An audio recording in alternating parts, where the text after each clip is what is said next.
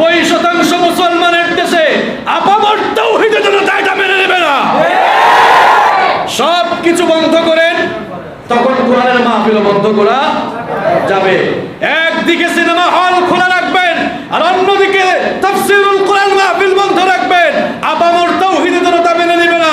প্রয়োজনে সিনেমা হলগুলো দখল করে আপামর তাওহীদের জনতা সেখানেই তাফসীরুল কোরআন মাহফিল বাস্তবায়ন করবে। এটা মেনে নেওয়া যায় না। একদিকে সিনেমা হল খোলা থাকবে, আর অন্যদিকে কোরআনের মাহফিল বন্ধ হয়ে যাবে। কি পেয়েছো তোমরা? একদিকে স্টেডিয়াম খোলা থাকবে, আর অন্যদিকে কোরআনের মাহফিল চলতে পারে না। এমনটা হতে পারে না। মাহফিল যদি বন্ধ করতে চাও, তাহলে যেই ইস্যুকে সামনে রেখে মাহফিল বন্ধ করছো, একই ইস্যুকে সামনে রেখে অন্যান্য সবকিছু বন্ধ করতে হবে। অন্যান্য সবকিছু চলমান থাকে, তাহলে কোরআনের মাহফিল বন্ধ করা যাবে না। মাহফিল যারাই বন্ধ করতে চাইবে, মুসলিমরা আর বরদাস্ত করবে না। আপামর তাওহীদের জনতা, তাদের হৃদয়ে রক্তক্ষরণ হচ্ছে, রক্তক্ষরণ হচ্ছে। ধৈর্যের একটা লিমিট থাকে, ধৈর্যের একটা সীমা থাকে। আল্লাহর ওয়াস্তে আপামর তাওহীদের জনতা কলিজায় আঘাত করবেন না। আগুন নিয়ে, এমন আগুন নিয়ে খেলা করা ভালো নয় যেই আগুনে পুড়ে আপনি নিজেই ছারখার হয়ে যাবেন। এমন আগুন নিয়ে খেলা ভালো না। আল্লাহর দ্বীনের ব্যাপারে, কোরআনের ব্যাপারে, ইসলামের ব্যাপারে যারাই মারামারি করেছে, তারাই ধ্বংসের অতল গহ্বরে নিপতিত হয়েছে। প্রিয় ভাইরা, এরপরেও আমরা আজকে যে এখানে সমবেত হতে পেরেছি, আল্লাহর শুকরিয়া আদায় করছি, আলহামদুলিল্লাহ। আমি শারীরিকভাবে খুবই ক্লান্ত এবং কিছুটা অসুস্থ। সেই উত্তরবঙ্গ সফরে ছিলাম, সেখান থেকে এসে আপনাদের মাহফিলে এসেছি। তো এত লম্বা সফরের পরে আসলে এনার্জি, কথা বলার এতটা এনার্জি থাকে না। তার উপরে আজকে মনটাও অনেক খারাপ, হৃদয়ে রক্তক্ষরণ হচ্ছে। আপনারাও জানেন যে বাংলাদেশের পরিচিত একজন আলেমে দ্বীন, অত্যন্ত সুপরিচিত একজন আলেমে দ্বীন, যিনি যুবক তরুণ সহ আপামর তাওহীদের জনতার হৃদয়ে জায়গা করে নিয়েছিলেন, যার প্রাঞ্জল এবং তথ্যবহুল বক্তব্যে তরুণ এবং যুবকরা বিমোহিত হতো।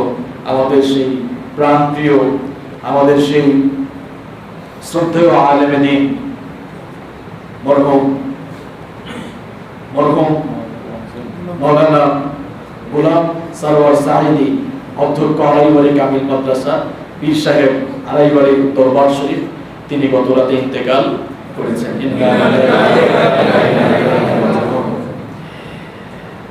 আমি কসবাতে মাহফিলে গেলেই আমার মাহফিল গুলোতে তিনি সভাপতিত্ব করতেন। তো ওনার সাথে অনেক আগ থেকেই ভালো একটা সম্পর্ক ছিল, দেখলেই বুকে টেনে নিতেন। আমার দেখা নম্র, ভদ্র এবং বিনয়ী আলেমদের মধ্যে তিনি একজন অন্যতম আলেমে দ্বীন ছিলেন, যার মধ্যে আমি কখনো কোনো অহংকার দেখি নাই, যার মধ্যে আমি বিনয়ের পরিবর্তে অন্য কিছু কখনো দেখি নাই। আড়াইবাড়ি কসবাতে তার অনেক খিদমা আমি দেখেছি। বর্তমান সময়ে পিরাকির বেশ ধরে যারা বদনামি করছে, মানুষকে শিরক আর বেদাতের দিকে আহ্বান করছে, গোলাম সরওয়ার সাঈদী ছিলেন ওই সকল ভণ্ড, ওই সকল প্রতারকদের বিপরীত চরিত্রের একজন মানুষ, যার দরবারে সবসময় কোরআন হাদিসের বাণী শোনানো হতো। তার মৃত্যুতে আমরা খুবই শোকাহত। তার ইন্তেকালের পর আপনারা দেখেছেন সোশ্যাল মিডিয়া জুড়ে দেশ বিদেশে আপামর তাওহীদের জনতা সকলের অন্তরেই যেন একটা বেদনার ঝড় বয়ে গিয়েছে। জীবনটা তো এমন ভাবেই গঠন করে যাওয়া উচিত যে মৃত্যুর পর মানুষেরা আফসোস করবে, মৃত্যুর পর মানুষেরা ওই লোকটার জন্য দোয়া করবে। আমাদের দেশে বহু মানুষ এমন মারা গিয়েছে যার মৃত্যুর খবর প্রচার হওয়ার পর লোকেরা শুধু আলহামদুলিল্লাহ বলেছে। আপনারা দেখবেন যে সকল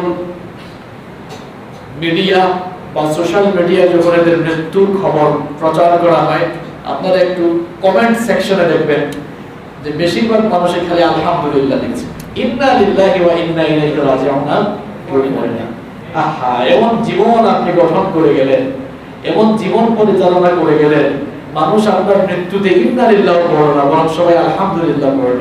এ কেবল লাঞ্ছনার জীবন, এজন্য একটু টাকা পয়সা, প্রভাব প্রতিপত্তি আর ক্ষমতা পেলেই মানুষের উপরে জুলুম করবেন না, নতুবা মারা যাওয়ার পর ইন্না লিল্লাহির পরিবর্তে মানুষ শুধু আলহামদুলিল্লাহ বলবে। ক্ষমতা দেখানোর জায়গা পায় না, কোরআনের মাহফিল বন্ধ করে ক্ষমতা দেখায়, এরকম মানুষ আছে না নাই?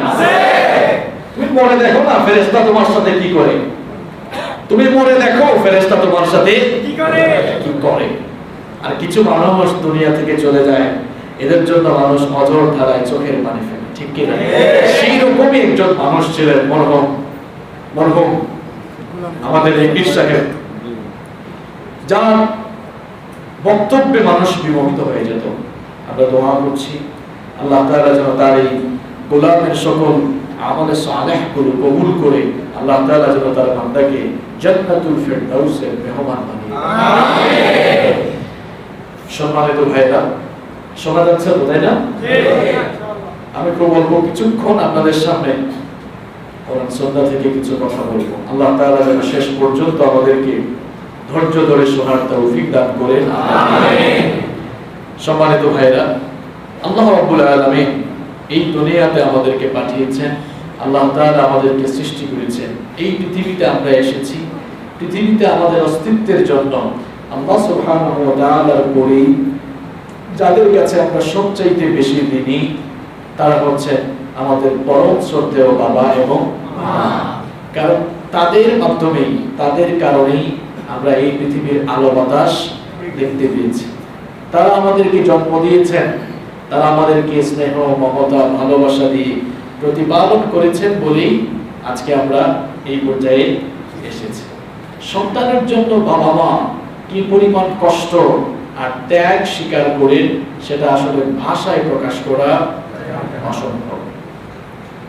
এই পৃথিবীতে আমাদের অস্তিত্বের জন্য আল্লাহ সুবহানাহু ওয়া তাআলার উপরে যাদের কাছে আমরা সবচাইতে বেশি ঋণী, সেই মা এবং বাবার প্রতি সন্তান হিসাবে আমাদের কি কি দায়িত্ব থাকবে, কি কি করণীয় থাকবে, সেই সকল দায়িত্ব এবং করণীয় সরাসরি কোরআনে বলেছেন কে? আল্লাহ।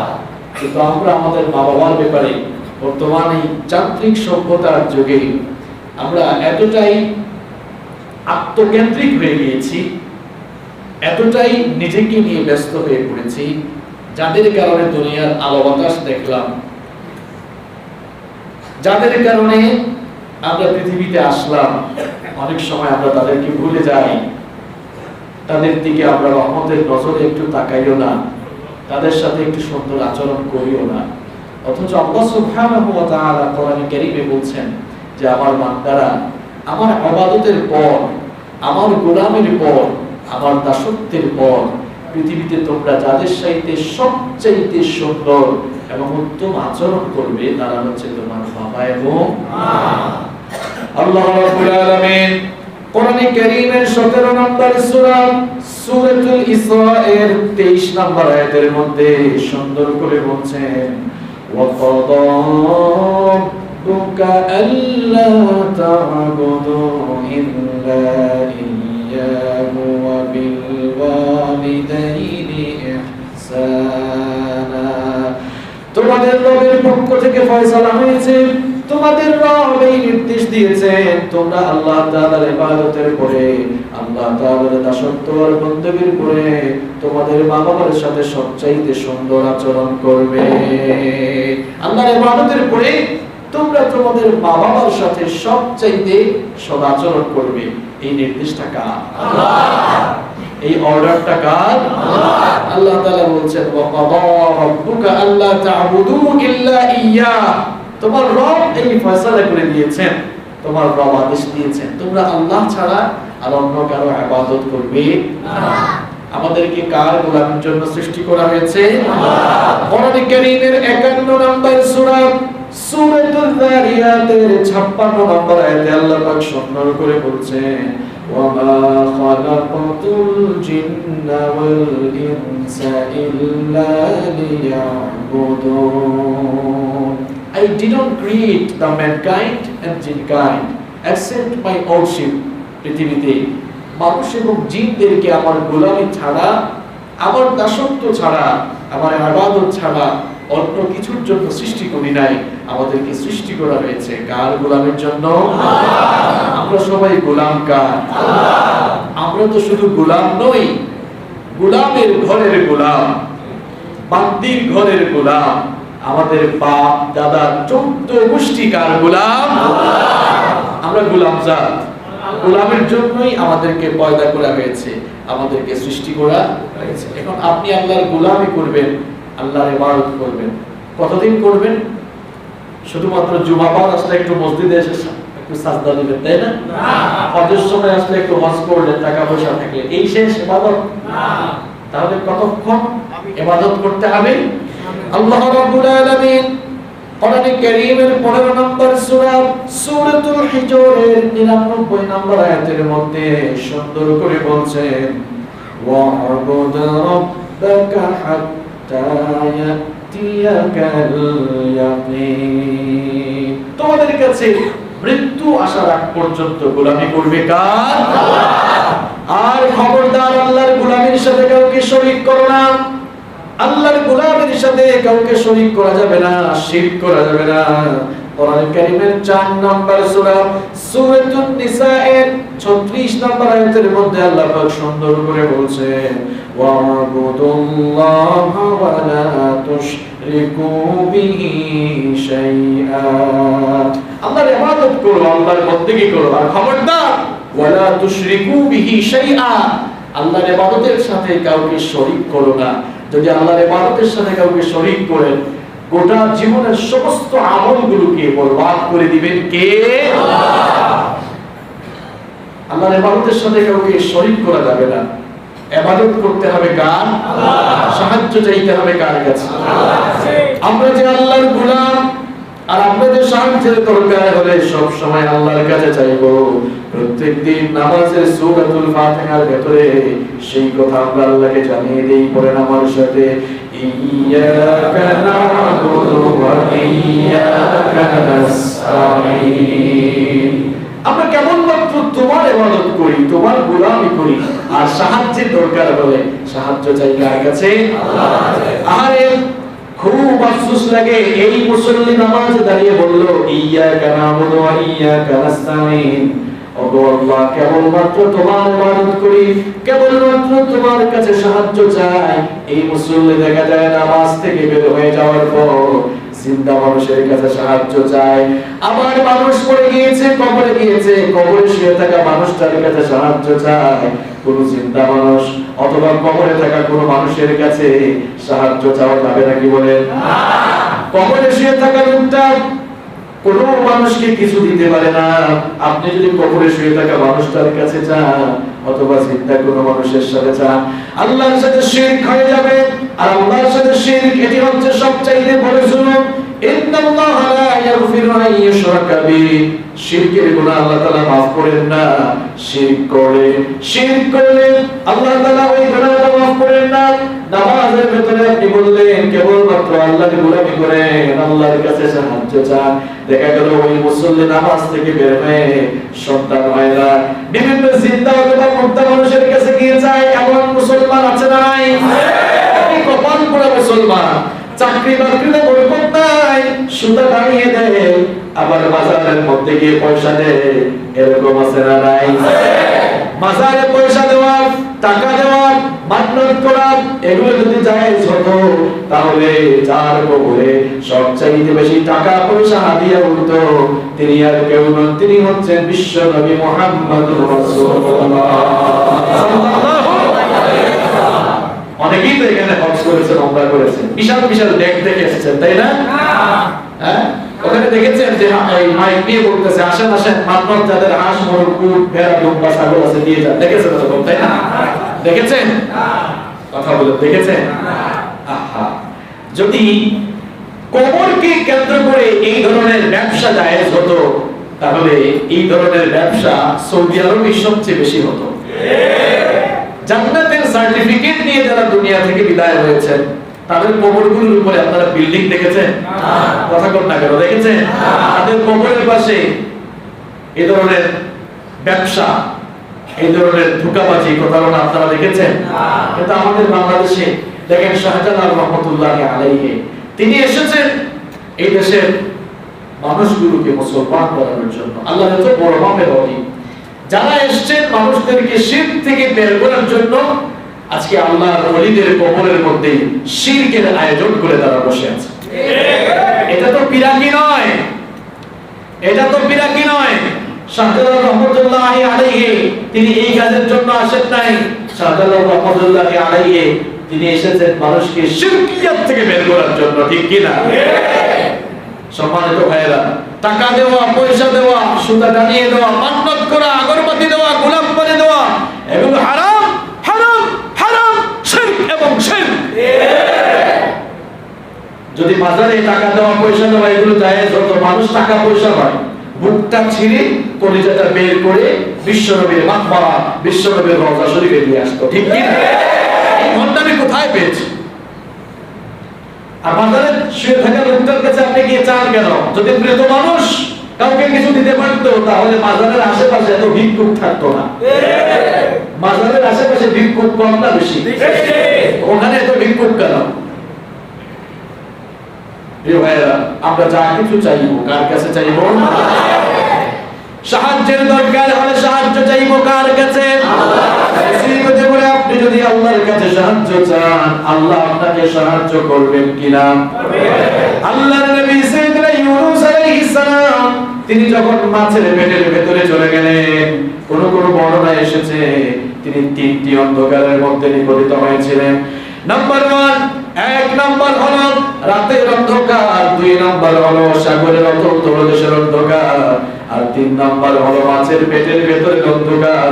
এই ত্রিবিধি অন্ধকারে তিনি যখন নিপতিত হয়ে গেলেন, আল্লাহর নবী সাইয়েদনা ইউনূস আলাইহিস সালাম লক্ষ্য করে দেখলেন এমন জায়গায় এসেছি, এমন জায়গায় চলে এসেছি, এখান থেকে আল্লাহ ছাড়া কেউ আমাকে উদ্ধার করতে পারবে না। আল্লাহর নবী সাইয়েদনা ইউনূস আলাইহিস সালাম তিনি তখন কেবলমাত্র আল্লাহর কাছে সাহায্য চাইলেন।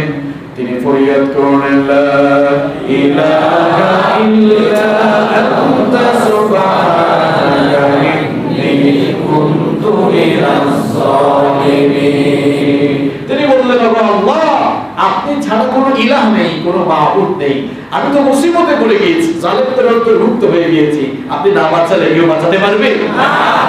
আল্লাহর নবী সাইয়েদনা ইউনূস আলাইহিস সালাম মাছের পেটের ভেতর থেকে তিনি যখন আল্লাহর কাছে ফরিয়াদ করলেন, আল্লাহ পাক বলেন, আমার ইউনূসের ফরিয়াদ সমুদ্রের অতল তলদেশের কেউ শুনে নাই, স্থলভাগের কেউ শুনে নাই, জলভাগের কেউ শুনে নাই, ফেরেশতাদের কেউ শুনে নাই, নবমণ্ডল, ভূমণ্ডল, স্থলভাগ আর জলভাগের কেউ শুনে নাই। আমার ইউনূসের ফরিয়াদ কেউ শুনতে না পেলেও আমি আরশের মালিক আল্লাহ আমার নবীর ফরিয়াদ শুনেছি। শুধু ফরিয়াদ শুনে বসে থাকি নাই, সঙ্গে সঙ্গে ফরিয়াদের জবাব দিলাম। ফাস্তাজাবনা লাহু ওয়া নাজ্জাইনাহু মিনাল গাম্মি ওয়া কাযালিকা নুনজিল মুমিনিন। তাকে সাড়া দিলাম এবং তাকে তার বিপদ থেকে বাঁচিয়ে দিলাম। এরপর আল্লাহ তাআলা বলছেন, ওয়া কাযালিকা, এরকম করে মুমিন বান্দারা মুসিবতে পড়ে গেলে তারাও যদি নবী ইউনূসের মতো আমার কাছে সাহায্য চায়, নুনজিল মুমিনিন, তাদেরকেও বিপদ থেকে আমি বাঁচিয়ে দেব। সুবহানাল্লাহ। এই জন্য আমরা আমাদের সুসময়ে দুঃসময়ে একজনকেই স্মরণ করব, তিনি কে? আল্লাহ। আমরা যখন বিপদে পড়ে যাব, মুসিবতে পড়ে যাব, একজনের কাছে চাইবো, তিনি কে? আল্লাহ। সন্তান যদি না হয় কোন জীবিত মানুষের কাছেও চাইবো না, কোন মুর্দা মানুষের কাছেও চাইবো না, চাইতে হবে কার কাছে? সন্তান দেওয়া আর না দেওয়ার মালিক কে? আল্লাহ।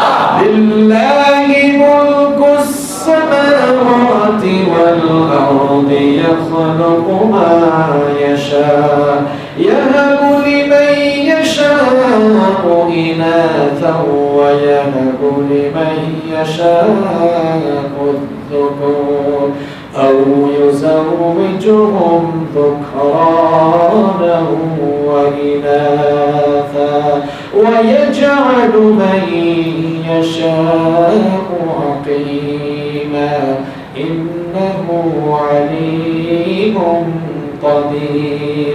আল্লাহ পাক বলেন, আকাশের জমিনে যা কিছু আছে সব কিছুর মালিকানা কার কাছে?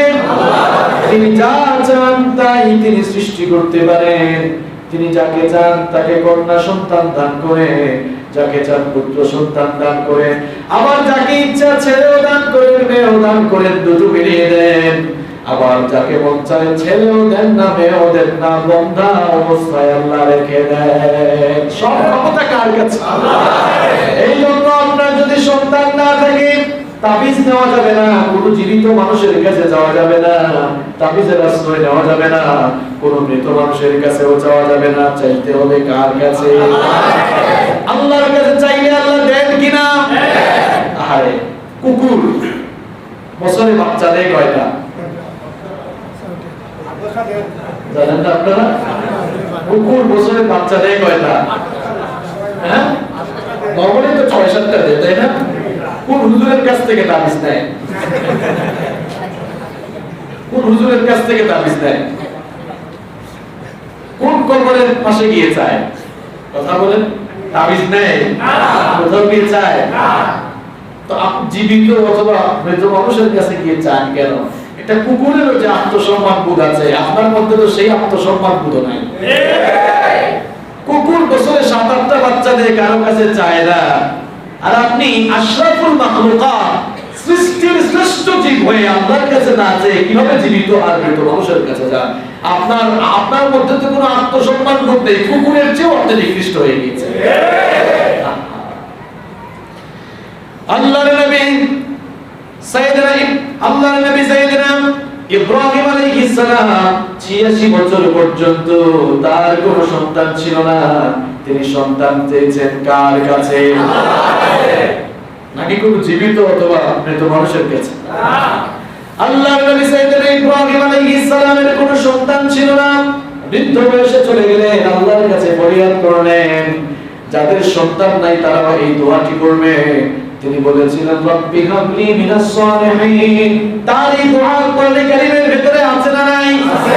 সূরাতুস সাফফাতের ভিতরে আল্লাহ তাআলা তার এই দোয়া উঠিয়ে দিয়েছেন। তিনি দোয়া করলেন রব্বি হাবলি মিনাস সালিহিন, ও আল্লাহ আমাকে নেককার সন্তান দাও। তিনি যখন আল্লাহর কাছে দোয়া করলেন, আল্লাহর কাছে চাইলেন, আল্লাহ পাক বলেন ফাবাশশারনাহু বিগুলামিন হালিম। আমার খালিল ইব্রাহিম যখন আমার কাছে সন্তান চাইলেন, আমি তাকে ধৈর্য সহিষ্ণু নেককার সন্তানের সুসংবাদ দিলাম। আমার জাকারিয়া আলাইহিস সালাম তার কোনো সন্তান ছিল না, তিনি সন্তান চেয়েছেন কার কাছে? আমার স্বামীও নাই, স্বামীহীনা মহিলা মারিয়াম, তার আবার স্বামীহীনা মহিলা ছিলেন মারিয়াম, তাকে ঈসা আলাইহিস সালাম তার পেটে দিয়েছেন কি? আল্লাহ। সুতরাং যে আল্লাহ তাআলা নিঃসন্তান ইব্রাহিম আলাইহিস সালামকে বৃদ্ধ বয়সে সন্তান দিয়েছেন, যে আল্লাহ পাক নিঃসন্তান জাকারিয়া আলাইহিস সালামকে সন্তান দিয়েছেন, যে আল্লাহর পুত্র স্বামীহীনা মহিলা মারিয়ামকে সন্তান দিতে যে আল্লাহ পেরেছেন, সেই আল্লাহর কাছে আপনি চাওয়ার মতো চাইতে পারলে সেই আল্লাহ আপনাকে খালি হাতে না ফিরিয়ে আপনাকে আল্লাহ সন্তান দান করবে। আপনি সাজদায় যান, কান্নাকাটি করেন আল্লাহর কাছে, চোখের পানি ছেড়ে দেন। চোখের পানির দাম কম না বেশি? চোখের পানির দাম কম না বেশি? চক্ষু থেকে একটু পানি ঝরান, চোখের পানির অনেক দাম, চোখের পানির অনেক পাওয়ার। ও মুসলমানেরা বলেন তো আপনারা, এই যে বঙ্গোপসাগর, গোটা দুনিয়ার সকল সাগর আর মহাসাগরের পানি দিয়ে কবরে কি জাহান্নামের আগুন নেভানো যায় নাকি? কিন্তু চোখের পানির পাওয়ার দেখে আপনি যদি আল্লাহর আযাবের ভয়ে, আপনি যদি জাহান্নামের ভয়ে চোখের পানি ছেড়ে দিতে পারেন, আর আল্লাহর রহমতের দরিয়ায় যদি জুস মেরে যায়, 2 ফোঁটা চোখের পানি নাকের ডগায় আসার আগে 2 ফোঁটা চোখের পানি জাহান্নামের আগুন নিভিয়ে দেবে।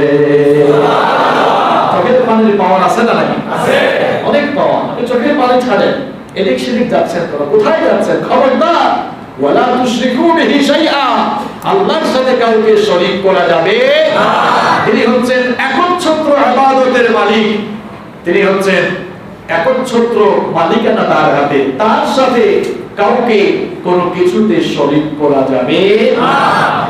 আল্লাহ তাআলা বলেন ওয়া ক্বাদা রাব্বুকা আল্লা তা'বুদু ইল্লা إياه وبالوالدين إحسانا তোমাদের রব ফয়সালা করেছেন তোমরা তার ইবাদত ছাড়া অন্য কারো ইবাদত করবে না আমরা ইবাদত করব কার আল্লাহ গোলামি করব কার আল্লাহ এরপরে আল্লাহ তাআলা বলেন আমার ইবাদতের পরে তোমাদের দায়িত্ব কি শোনো শোনো বিল ওয়ালিদাইনি ইহসানা তোমরা তোমাদের বাবা-মার সাথে ইহসান করবে সুন্দর আচরণ করবে উত্তম আচরণ করবে কেন বাবা-মার খেদমত করবেন আল্লাহর ইবাদতের পরেই কেন বাবা-মার কথা আল্লাহ তাআলা বললেন কারণ বাবা অনেক দামি নিয়ামত মা-বাবা অনেক বড় সেনসিটিভ জায়গা মা-বাবাকে যদি অসন্তুষ্ট করে মা-বাবাকে যদি কষ্ট দেন কষ্ট পান কে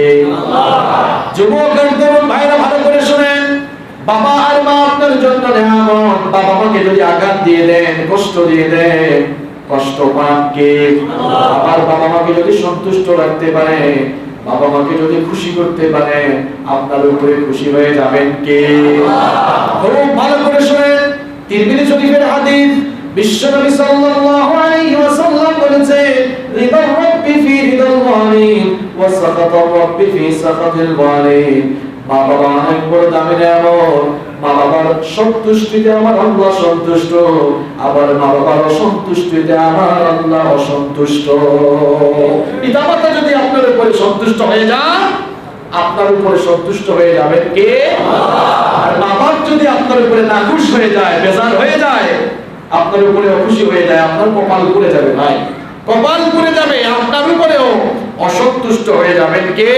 আল্লাহ একজন সাহাবী বললেন ইবনে মাজাহ বর্ণনায় হাদিস আছে একজন সাহাবী বললেন ইয়া রাসূলুল্লাহ সাল্লাল্লাহু আলাইহি ওয়াসাল্লাম মা হাক্কুল ওয়ালিদাইনি আলা ওয়ালাদিহিমা সন্তানের উপরে মা-বাবার কি হক রয়েছে সন্তানের উপরে মা-বাবার কি অধিকার রয়েছে মা-বাবার সাথে সন্তান কিরূপ আচরণ করবে বিশ্বনবী তখন বললেন হুমা জান্নাতুকা হুমা নারুকা ভালো করে শোনো তোমার মা-বাবা তোমার জন্য জান্নাত আবার তোমার মা-বাবা তোমার জন্য জাহান্নাম তোমার মা-বাবা তোমার জন্য জান্নাত এই মা-বাবাকে দিয়ে চাইলে তুমি জান্নাত হাসিল করতে পারবে আর মা-বাবাকে খুশি করলে মা-বাবাকে নাখুশ করে ফেললে তোমার জন্য কিন্তু তুমি জাহান্নাম অবধারিত করে ফেলবে প্রিয় ভাইরা এই জন্য খবরদার সাবধান বাবা-মার সাথে বেয়াদবি করা যাবে না বাবা-মার সাথে কখনো রাগ করে ঝিরকে দিয়ে কথা বলা যাবে না দেখেন মুসলিম শরীফের মধ্যে হাদিস বর্ণিত হয়েছে এক সাহাবী বললেন ওগো আল্লাহর নবী মান আহাক্কুন নাসি বিহুসনি সাহাবাতি উত্তম আচরণ পাওয়ার দিক থেকে আমার নিকট কে সবচেয়ে বেশি হকদার অর্থাৎ আমি সবচেয়ে ভালো আচরণ করব কার সাথে বিশ্বনবী সাল্লাল্লাহু আলাইহি ওয়াসাল্লাম বললেন উম্মুক তোমার মা সাহাবী বললেন সুম্মা মান তারপরে কে বিশ্বনবী সাল্লাল্লাহু আলাইহি ওয়াসাল্লাম বললেন উম্মুক তোমার মা সাহাবী তৃতীয়বার প্রশ্ন করলেন সুম্মা মান তারপরে কে বিশ্বনবী তৃতীয়বার বললেন উম্মুক তোমার মা সাহাবী বললেন সুম্মা মান তারপরে কে চতুর্থবার বিশ্বনবী সাল্লাল্লাহু আলাইহি ওয়াসাল্লাম বললেন আবুকা এভাবে মা আর বাবার খেদমতের কথা বলতে গিয়ে বাবার সাথে উত্তম আচরণের কথা বলতে গিয়ে বাবার চাইতে মায়ের হক আল্লাহ পাক 3 গুণ বেশি বাড়িয়ে দিয়েছেন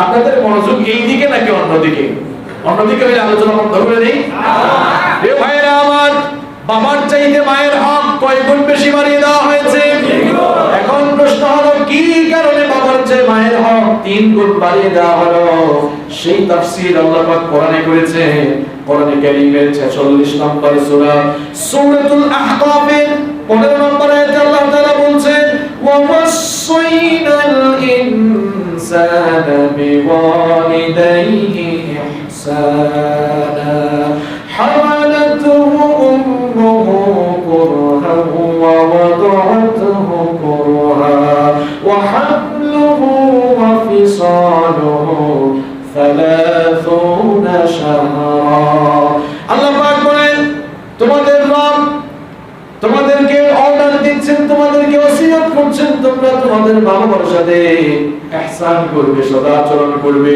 তোমার মা তোমাকে অতিশয় কষ্টে গর্ভধারণ করেছেন, এরপর অত্যন্ত কষ্ট করে তোমাকে ডেলিভারি করেছেন, প্রসব করেছেন। তোমাকে ডেলিভারি করা এবং দুধ ছাড়াতে মায়ের 30 মাস পর্যন্ত সময় লেগেছে। আবার কোরআনে কারীমের 31 নম্বর সূরা সূরা লুকমানের 14 নম্বর আয়াতে আল্লাহ তাআলা সুন্দর করে বললেন, ওয়া ওয়াসাইনাল ইনসানা বিওয়ালিদাইহি হামালাতুহু উম্মুহু ওয়াহানান আলা ওয়াহানিন ওয়া ফিসালুহু ফি আমাইন। আল্লাহ পাক বলেন, আমি তোমাদের বাবা-মার ব্যাপারে ওসিয়ত করছি, তাদের সাথে উত্তম আচরণ করবে, সদাচরণ করবে। কারণ তোমার মা তোমাকে কষ্টের উপর কষ্ট, যাতনার উপর যাতনা সহ্য করে গর্ভধারণ করেছে। এরপরে তিনি তোমাকে ডেলিভারি করেছেন, এরপরে তোমাকে 2 বছর পর্যন্ত বুকের দুধ পান করিয়েছেন। বাবার চাইতে মায়ের হক কেন আল্লাহ পাক 3 গুণ বেশি বাড়িয়ে দিয়েছেন? তার কারণ হলো মা এমন 3টি কষ্ট, এমন 3টি যন্ত্রণা সহ্য করেছেন, যেই 3টি কষ্ট, যেই 3টি যন্ত্রণা পৃথিবীর কোনো বাবা করে না। যেই 3টি কষ্ট, যেই 3টি যন্ত্রণা পৃথিবীর কোনো পুরুষ মানুষ করে না। নাম্বার 1, 1 নাম্বার হলো গর্ভধারণের যন্ত্রণা। গর্ভধারণ বাবা করেন নাকি মা করেন? মা। 2 নাম্বার হচ্ছে ডেলিভারি, প্রসব যন্ত্রণা। সন্তান প্রসব বাবা করেন নাকি মা করেন? মা। 3 নাম্বার হচ্ছে সন্তানকে 2 বছর মা দুধ পান করা, সন্তানকে দুধ পান করানোর দায়িত্ব মায়ের। এই 3টি কাজ, এই 3টি যন্ত্রণা মা বাবার চাইতে অতিরিক্ত বেশি সহ্য করেছে। এই জন্য বাবার চাইতে আল্লাহ তাআলা মায়ের হক 3 গুণ বেশি বাড়িয়ে দিলেন। সেই বাবার সাথে ইহসানের কথা বলা হয়েছে, উত্তম আচরণ করার কথা বলা হয়েছে। আরে প্রিয় কলিজার টুকরা যুবক আর তরুণ ভাইরা, আপনি আজকে মা-বাবার কথা ভুলে গিয়েছেন। বাবার সাথে আমরা সুন্দর আচরণ করি না। আমরা আজকে অনেক বড় অফিসার হয়ে গিয়েছি, ভালো চাকরি পাওয়ার পর, ব্যবসা বাণিজ্য করে প্রতিষ্ঠিত হয়ে যাওয়ার পর বাবাকে চিনেও না, বাবার সাথে একটু সুন্দর করে কথা বলে না, হাসি মুখে কথা বলে না। বাবা বুড়া মানুষ, বিছানায় শুয়ে আছে, অসুস্থ মানুষ, বিছানা থেকে উঠতে পারে না, একটু রহমতের নজরে বাবার দিকে তাকায় না। বাবার রুমে মাঝে মাঝে গিয়ে বাবাকে একটু দেখাও না। মা অসুস্থ মানুষ, বুড়ি মানুষ, বিছানা থেকে উঠতে পারে না, মায়ের রুমে গিয়ে মা বাবা বলে সুন্দর করে ডেকে মায়ের দিকে একটু রহমতের নজরে তাকায় না, মায়ের সাথে সুন্দর করে কথা বলে না। মা বাবার সাথে এমন বাজে আচরণ করে এমন ছেলে মেয়ে আছে না নাই? আরে ভাই, যেই বাবার সাথে, যেই মায়ের সাথে আপনি আজ এমন দুর্ব্যবহার করে, আপনি তো ভুলে গিয়েছেন যেই বাবার সাথে আপনি আজ এমন বাজে আচরণ করছেন, ইনি আপনার সেই বাবা। আপনি যখন ছোট ছিলেন আপনি তো ভুলে গিয়েছেন। চক্ষু বন্ধ করে আজকের এই মাহফিলে চিন্তা করে দেখেন, ছোট্টবেলার দৃশ্যগুলো একটু মনে করার চেষ্টা করেন। ইনি তো আপনার সেই বাবা। ছোট্টবেলা আপনার এই বাবা যখন খাবার খেতে বসেছে, আপনার বাবা নিজে না খেয়ে আপনার মুখে খাবারের লোকমা তুলে দিয়েছে। যেই বাবাকে আপনি সহ্য করতে পারেন না, অসুস্থ মানুষ চিকিৎসা করেন না, একটু নিজের হাতে খাওয়ায়া দেন না, সুন্দর করে কথা বলেন না, ইনি আপনার সেই বাবা যিনি ঈদের সময় আসলে পরে কেনাকাটায় গেলেন, নিজের জন্য না কিনে আগে আপনার জন্য কেনাকাটা করেছে। ইনি আপনার সেই বাবা, দোকান থেকে বাজার থেকে ফেরার সময় তার নিজের পেটে ক্ষুধা থাকলেও নিজে না খেয়ে আপনার জন্য কিছু কিনে নিয়ে এসেছে। ইনি আপনার সেই বাবা যিনি সারা জীবনে তো ধন দৌলত আপনার জন্যই উপার্জন করে আপনার জন্য রেখে গিয়েছে। সেই বাবার সাথে, সেই মায়ের সাথে আপনি কেমনে দুর্ব্যবহার করেন? খবরদার, সাবধান। বিশ্বনবী বলেছেন, পিতামাতাকে অসন্তুষ্ট করো না। পিতামাতাকে অসন্তুষ্ট করলে আপনার উপর অসন্তুষ্ট হয়ে যাবেন কে? আপনি আপনার মায়ের সাথে ভালো আচরণ করেন না, বিয়ে করার পর তো মাকে চিনেও না, এমন কিছু ডাকাত মার্কা সন্তান আছে না নাই? বিয়ে করার পর বউয়ের আঁচল ধরে ধরে শুধু ঘোরাঘুরি করেন, মায়ের কথা মনেও থাকে না। মা বুড়ি মানুষ, অসুস্থ হয়ে গিয়েছে।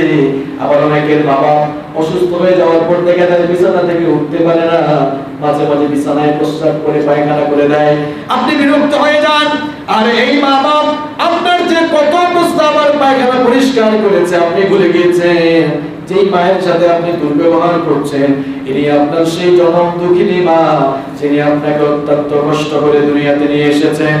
আপনাকে দুনিয়াতে আনতে গিয়ে আপনার মায়ের কত কষ্ট হয়েছে, আজ আপনি চিন্তা করেন না, আজ আপনি সেগুলো মনেও করেন না। আজকের মাহফিলে বসে একটু চক্ষু বন্ধ করে চিন্তা করে এই দুনিয়াতে আপনি যে এসেছেন, কেমনে আপনার মা আপনাকে জন্ম দিতে গিয়ে কতটুকু কষ্ট, কতটুকু যন্ত্রণা কিভাবে সহ্য করেছেন ভালো করে শুনে। আপনার মা আপনাকে কত কষ্ট করে গর্ভধারণ করলেন, একদিন আর 2 দিন নয়, 10 মাস 10 দিন কষ্টের পর কষ্ট, দুঃখের পর দুঃখ, যাতনার পর যাতনা, যন্ত্রণার পর যন্ত্রণা সহ্য করে তিনি আপনাকে গর্ভধারণ করেছেন। গর্ভধারণের যন্ত্রণা এটা তো কোনো পুরুষ মানুষ কোনো ধারণ করতে পারবে না।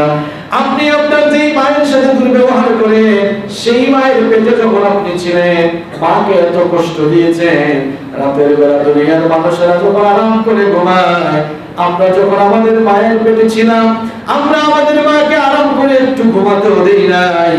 দুনিয়ার মানুষগুলো যখন আরাম করে রাতের বেলা ঘুমায়, আমরা যখন আমাদের মায়ের পেটের ভেতরে ছিলাম, হাত পা দিয়ে যখন নড়াচড়া করা শুরু করেছিলাম, গুতাগুতি শুরু করেছি, মায়ের তখন এমন ব্যথা, এমন বেদনা শুরু হয়ে যেত, মায়ের কলিজা ছেড়ে যাওয়ার উপক্রম হয়ে যেত। কলিজা ছেড়া, নারী ছেড়া সেই যন্ত্রণা সইতে না পেরে মা তখন বালিশের সাথে মুখ চেপে ধরে হয় একা একা কান্নাকাটি করেছে, অথবা বাসার বেলকুনিতে গিয়ে একা একা কেঁদেছে। এইভাবে করে রাতের পর রাত মা যে কান্নাকাটি করেছে, সেই চোখের পানির সাক্ষী আরশের মালিক আল্লাহ ছাড়া সেই দৃশ্য আর কেউ জানে না। সেই মায়ের সাথে কেমনে আপনি দুর্ব্যবহার করেন, যেই মা আপনাকে পেটে নিয়ে ঘরের সকল কাজ করত, ঘরের সকল কাজ শেষ করার পর, ঘরের সকল কাজ সম্পন্ন করার পর, ঘরের সকল মানুষকে খাওয়ানোর পর, ক্ষুধা পেটে মা যখন খাবারের প্লেট নিয়ে খাবার খাওয়ার জন্য বসতো, এমন সময় কলেজার টুকরা সন্তান যখন পেটের ভেতরে নড়াচড়া শুরু করে দেয়, মায়ের বমি বমি ভাব সৃষ্টি হয়ে যায়। মা তখন খাবার খেতে পারেন না, ক্ষুধা পেটে খাবারের প্লেটটা রেখে দিয়ে বেডরুমে গিয়ে দরজা বন্ধ করে একা একা কেঁদেছে।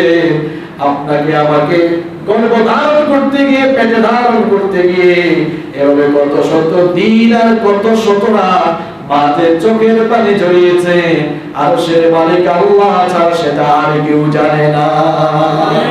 আরে ভাই, কিভাবে আপনি আপনার সেই মায়ের সাথে দুর্ব্যবহার করেন, রাগ করে কথা বলেন, জিনকি দিয়ে কথা বলেন। আপনার এই মা আপনাকে দুনিয়াতে আনতে গিয়ে, প্রসব করতে গিয়ে কত যে যাতনা সয়েছে, কত যন্ত্রণা সয়েছে। এবার শুনেন, চিকিৎসা বিজ্ঞান বলছে একজন মানুষ সর্বোচ্চ 20 থেকে 25 ইউনিট পর্যন্ত ব্যথা সইতে পারে, কিন্তু আপনাকে আমাকে জন্ম দিতে গিয়ে আমাদের মা 20 আর 25 নয়, শরীরের সকল হাড় গুড় ভেঙে যাওয়ার চাইতেও আরো মারাত্মক যন্ত্রণা।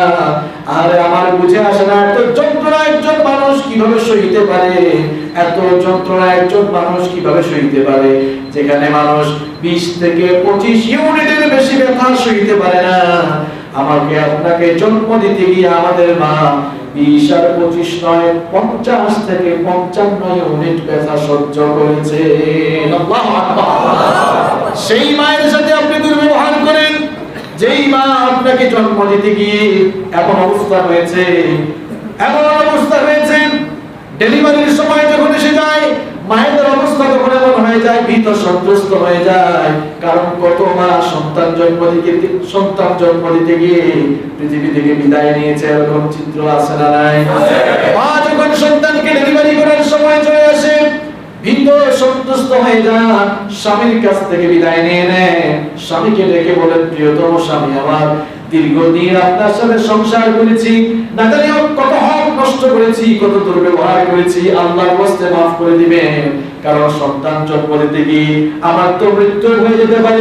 সবার কাছ থেকে এরকম বিদায় নিয়ে মা ডেলিভারির রুমে যখন চলে যায়, প্রসবের আগ মুহূর্তে মা তখন নিজের জীবনের চিন্তা না করে আল্লাহর কাছে তখন কায়ামানবকে ফরিয়াদ করে বলে, ওগো আল্লাহ, আমার এই নারী ছেড়া দান 9 মাস 10 মাস 10 দিন, 9 মাস 10 মাস যাকে নারী ছেড়া যন্ত্রণা কষ্ট সহ্য করে গর্ভধারণ করেছি, আমার এই কলিজার টুকরা সন্তানকে দুনিয়াতে আনতে গিয়ে আমার এই কলিজার টুকরা সন্তানকে জন্ম দিতে গিয়ে যদি আমার মৃত্যু হয়ে যায়, আমার কোনো অসুবিধা নাই, এরপরেও আমার কলিজার টুকরা সন্তানটাকে দুনিয়াতে ভালোভাবে নিয়ে আসো।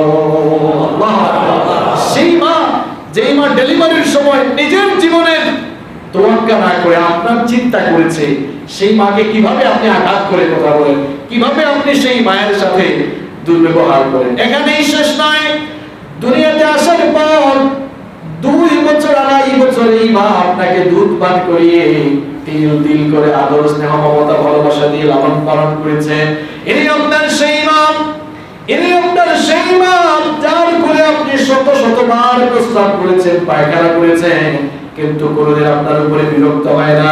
আপনার এই মা যখন বুড়া বয়সে বিছানা থেকে উঠতে পারে না, বিছানায় প্রস্রাব করে পায়খানা করে দেয়, মাঝে মাঝে বিরক্ত হয়ে বলে, আরে এই বুড়িটা মরে না কেন? এমন কুসন্তান আছে না নাই? 1-2 বার প্রস্রাব পায়খানা করে আপনি বিরক্ত হয়ে যান, অথচ আপনার মায়ের কোলে কাকে, আপনার মায়ের বুকের উপরে কাপড় চোপড়ে কতবার যে প্রস্রাব পায়খানা করেছেন তার তো কোনো হিসাব নাই। চাচা চাচির কোলে প্রস্রাব করলেন, মামা মামির কোলে প্রস্রাব করলে, দাদা দাদির কোলে প্রস্রাব করলে, অথবা যে কারো কোলে প্রস্রাব পায়খানা করে তারা বিরক্ত হয়ে যায়। কিন্তু আপনি আপনার মায়ের কোলে যতবার প্রস্রাব করেছেন, পায়খানা করেছেন, মা কি বিরক্ত হয়েছে নাকি বলেন? বিরক্ত হওয়ার বিপরীতে মা আদর দিয়ে ভালোবাসা দিয়ে আপনার কাপড় চোপড় চেঞ্জ করে দিয়েছে। রাতের বেলা যখন মা সন্তানকে নিয়ে ঘুমায়, ডান পাশে যখন সন্তানকে মা শোয়ায়, কিছুক্ষণ পর সন্তান প্রস্রাব করে সেই অংশটা ভিজিয়ে দেয়, মা রাগ করে না, কাপড়গুলো চেঞ্জ করে দিয়ে দেখে ডান পাশটা তো ভিজিয়ে ফেলেছে, এই সেতে জায়গায় সন্তানটা আরাম করে ঘুমাতে পারবে না, তখন বাম পাশে সন্তান ঘুমানোর জন্য সুন্দর করে জায়গা করে দেয়। কিছুক্ষণ পর যখন আপনি প্রস্রাব করে বাম পাশটাও ভিজিয়ে দিলেন, মা রাগ করে নাই, আদর করে কাপড় চেঞ্জ করে দিয়েছে। এবার মা লক্ষ্য করলেন ডান পাশটাকেও আপনি ভিজিয়ে দিয়েছেন, বাম পাশটাও ভিজিয়ে দিয়েছেন। কলিজার টুকরা মা তখন ভাবলেন আপনি কেমনে আরাম করে ঘুমাবেন। মা তখন আপনাকে ডান অথবা বাম পাশে না শুইয়ে মায়ের বুকের উপরে আরাম করে ঘুম পাড়িয়েছে। সেই দৃশ্যগুলো আপনার মনে নাই? আজকে মনে করিয়ে দিচ্ছি আপনাকে আমি, কিভাবে ওই মায়ের সাথে আপনি দুর্ব্যবহার করেন, কিভাবে আপনি রাগ করে কথা বলেন, ঝিনকি দিয়ে কথা বলেন। আল্লাহ পাক বলেন খবরদার, সাবধান, সেই মায়ের সাথে বাবার সাথে ঝিনকি দিয়ে কথা বলো না। ইম্মা ইয়াবলুগান্না ইনদাকাল কিবারা আহাদুহুমা আও কিলাহুমা ফালা তাকুল লাহুমা উফফিন ওয়া লা তানহারহুমা ওয়া কুল লাহুমা কাওলান কারীমা। তোমাদের মা বাবা দুজনে অথবা দুজনের একজন যখন বৃদ্ধ বয়সে চলে যাবে, বার্ধক্য বয়সে মানুষ যখন চলে যায়, মানুষগুলো তখন ছোট্ট বাচ্চাদের মতো মন মানসিকতা তাদের হয়ে যায়। খবরদার, তাদের এই মানসিকতায়, এমন মানসিকতায় তাদের এই আচরণে, বৃদ্ধ বয়সে তাদের আচরণে না করে ফালা তাকুল্লাহুমা উফ, বিরক্ত হয়ে উফ শব্দ পর্যন্ত বলো না, উফ শব্দ পর্যন্ত বলো না। ওয়ালা তানহারহুমা, খবরদার মাকে ঝিরকি দিয়ে কথা বলো না, বাবাকে ঝিরকি দিয়ে রাগ করে কথা বলো না, চোখটা মোটা করে কথা বলো না, রাগের সঙ্গে কথা বলো না, উচ্চ কণ্ঠে কথা বলো না। তাহলে মায়ের সঙ্গে বাবার সঙ্গে কিভাবে কথা বলতে হবে আল্লাহ পাক শেখাচ্ছেন, ওয়া কুল্লাহুমা কাওলান কারীমা, সবচাইতে ভদ্র ভাষায়, সম্মানের ভাষায়, বিনয়ের ভাবে মা বাবার সঙ্গে কথা বলো। সুবহানাল্লাহ, সুবহানাল্লাহ। আরে আমাদের চরিত্র আজ এমন হয়েছে, আমাদের বন্ধু আমাদেরকে যখন ডাক দেয়, কি রে আব্দুল করিম বাড়িতে আছো? আব্দুল করিম, জি, খুব সুন্দর করে। আর বাবা বুড়া মানুষ, মা বুড়ি মানুষ, উঠতে পারতেছে না, একটু উঠতে চাইছে, কিছু খেতে চাইছে, আমার মা তুমি বাড়িতে আছো? মা ডাক দিয়েছে যে বাবা রে তুমি কি বাড়িতে আছো? যখন ডাক দেয় বাবা কি, এরকম কর্কশ ভাষায় জবাব দেয়, এরকম কুসন্তান আছে না নাই? আছে। আরে আপনি যখন ছোট ছিলেন, কথা বলতে পারতেন না, যখনই কান্না করতেন, মা যেই কাজেই ব্যস্ত থাকুক না কেন, আপনার কান্না শুনলেই মা সমস্ত কাজ বন্ধ করে আপনাকে এসে আপনাকে এসে কোলে নিয়ে আদর করে গায়ে চুমু দিয়েছে, ঠিক কি না? ভুলে গিয়েছেন যার কারণে দুনিয়াতে এসেছেন, যার আদর স্নেহ মমতা ভালোবাসা পেয়ে আপনি আজকে বড় হয়ে উঠেছেন, সেই মায়ের সাথে আপনি কিভাবে দুর্ব্যবহার করেন ভাই? আল্লাহ তাআলা বলছেন, প্রিয় ভাইরা, অনেক ভাইরা দাঁড়িয়ে আছেন, আমি দেখতে পাচ্ছি জায়গা হচ্ছে না, আপনারা একটু সামনে এগিয়ে আসেন, আল্লাহর রাস্তার সামনে আসেন, ওই দাঁড়িয়ে থাকা ভাইদেরকে একটু সুযোগ করে দেন। কেউ দাঁড়াবেন না, আস্তে আস্তে একটু সামনের দিকে এগিয়ে আসেন, না দাঁড়িয়ে আপনারা সামনের দিকে এগিয়ে আসেন, পেছনে থাকা ভাইদেরকে আপনারা একটু জায়গা করে দেন। একটু সামনে এগিয়ে আসেন, একটু জিকির করেন, লা ইলাহা ইল্লাল্লাহ, লা ইলাহা ইল্লাল্লাহ, সুবহানাল্লাহ ওয়ালহামদুলিল্লাহ, লা ইলাহা ইল্লাল্লাহ, লা ইলাহা ইল্লাল্লাহ,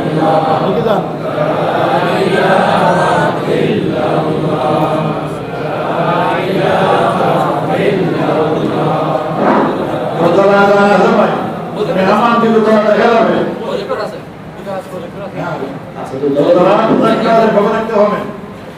প্রিয় ভাইরা, যারা জায়গা পাচ্ছেন না দোতলায় চলে যান, সেখানেও দেখতে পারবেন বড় স্ক্রিন দেওয়া আছে, প্রজেক্টর দেওয়া আছে, আপনারা উঠে যান। আর যারা ঢুকে পড়েছেন বসে যান, বসে যান। লা ইলাহা ইল্লাল্লাহ মুহাম্মাদুর রাসূলুল্লাহ সাল্লাল্লাহু আলাইহি ওয়াসাল্লাম। কষ্ট হচ্ছে আপনাদের? ওই ট্রেন থাকা যাবে না। আল্লাহ পাক বলছেন, খবরদার, সাবধান, এই মা-বাপকে কষ্ট দিও না। এই মা-বাপকে কষ্ট দিলে কষ্ট পান কে? আল্লাহ। এবার আল্লাহ পাক বলছেন, মা-বাপ যদি কাফের হয়, বাবা যদি কাফের হয়, মা যদি কাফের হয়, বাবা যদি মুশরিক হয়, মা যদি মুশরিকা হয়, খবরদার, মুশরিক হলেও, মুশরিকা হলেও, কাফের হলে, কাফেরা হলেও খবরদার বেয়াদবি করা যাবে না।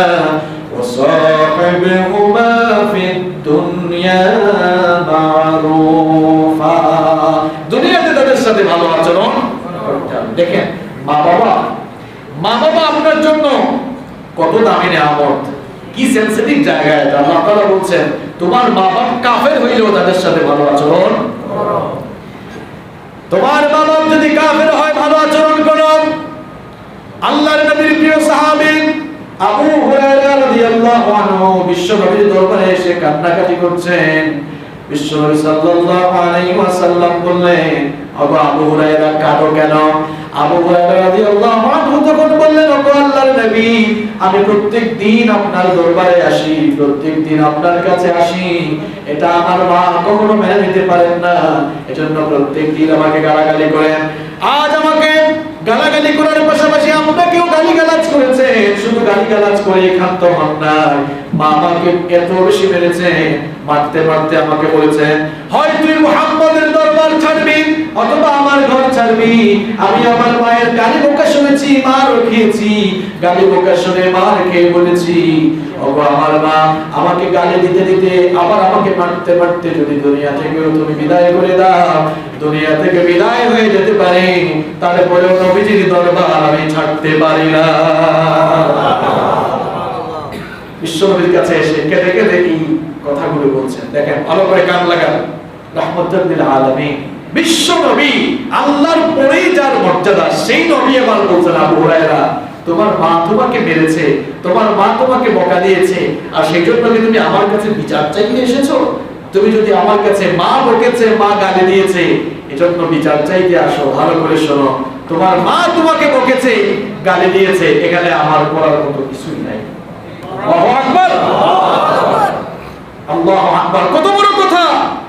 যেই নবীর মর্যাদা আল্লাহর পরেই, সেই নবী বলছেন, আবু হুরায়রা, তোমার মা তোমাকে বকা দিয়েছে, গালি দিয়েছে, মেরেছে, এখানে আমি নবীর করার কিছু নাই।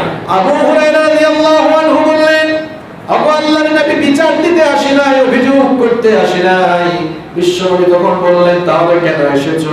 আবু হুরায়রা রাদিয়াল্লাহু আনহু বললেন, আবু আল্লাহর নবী, আপনি তো হচ্ছেন আল্লাহর নবী, আপনি আল্লাহর রাসূল, আল্লাহর পরেই আপনার মর্যাদা। আপনি হাত তুললে আপনার সেই হাতকে আল্লাহ খালি হাতে ফেরান না। আমি আপনার কাছে এসেছি আপনি একটু আমার মায়ের জন্য দোয়া করেন, আল্লাহ যেন আমার মাকে হেদায়েত দান করেন।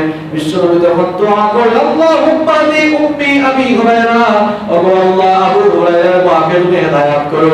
বিশ্বনবী একদিকে হাত তুলে দোয়া করেছেন, আর ওইদিকে আবু হুরায়রা দৌড়াচ্ছেন, দৌড় দিয়েছেন। কিছু সাহাবীরা দেখলেন আবু হুরায়রা দৌড়াচ্ছেন, সাহাবীরা ভাবলেন আবু হুরায়রা তো খুব শান্ত মানুষ, তিনি তো কখনো দৌড়াদৌড়ি করেন না, হঠাৎ করে আবু হুরায়রা এমন দৌড়াচ্ছেন কেন? কয়েকজন ঠাট্টা দিয়ে ধরলেন, ধরে বললেন কি ব্যাপার আবু হুরায়রা, দৌড়ে দৌড়ে কোথায় যাও? আবু হুরায়রা রাদিয়াল্লাহু আনহু বললেন, ও আল্লাহর নবীর সাহাবীরা, আমাকে তাড়াতাড়ি ছেড়ে দাও, কারণ আমি বাড়ি গিয়ে দেখতে চাই আমার নবীর দোয়া আগে আমার বাড়িতে পৌঁছেছে নাকি আল্লাহর বান্দা আবু হুরায়রা তার বাড়িতে আগে পৌঁছাতে পেরেছে।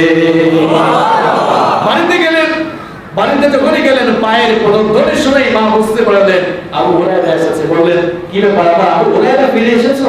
আবু হুরায়রা রাদিয়াল্লাহু আনহু প্রত্যেক দিনের কণ্ঠস্বর, কর্কশ কণ্ঠস্বরের বিপরীতে আজ একটু নমনীয় কণ্ঠস্বর শুনতে পারলেন। শুনেই বুঝতে পারলেন আল্লাহর নবীর দোয়ার অ্যাকশন আমার বাড়িতে আমি আসার আগেই চলে এসেছে। সুবহানাল্লাহ।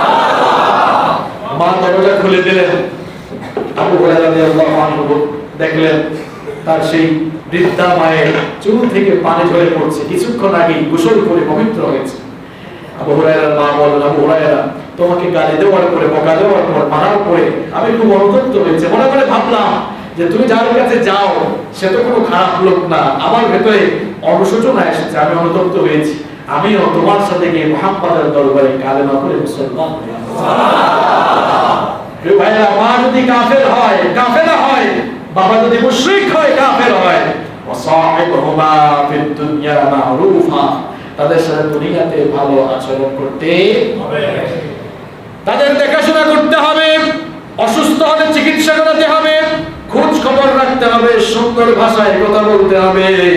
আপনি যে উপার্জন করেন, উপার্জন করার পরেই তো এদিক সেদিকে টাকা খরচ করেন। আমরা আল্লাহর কাছে জানতে চাইলাম, ও আল্লাহ, আমাদের উপার্জিত টাকা পয়সাগুলো আমরা সবার আগে কার জন্য খরচ করব? এই জবাব কোরআনে আছে না নাই?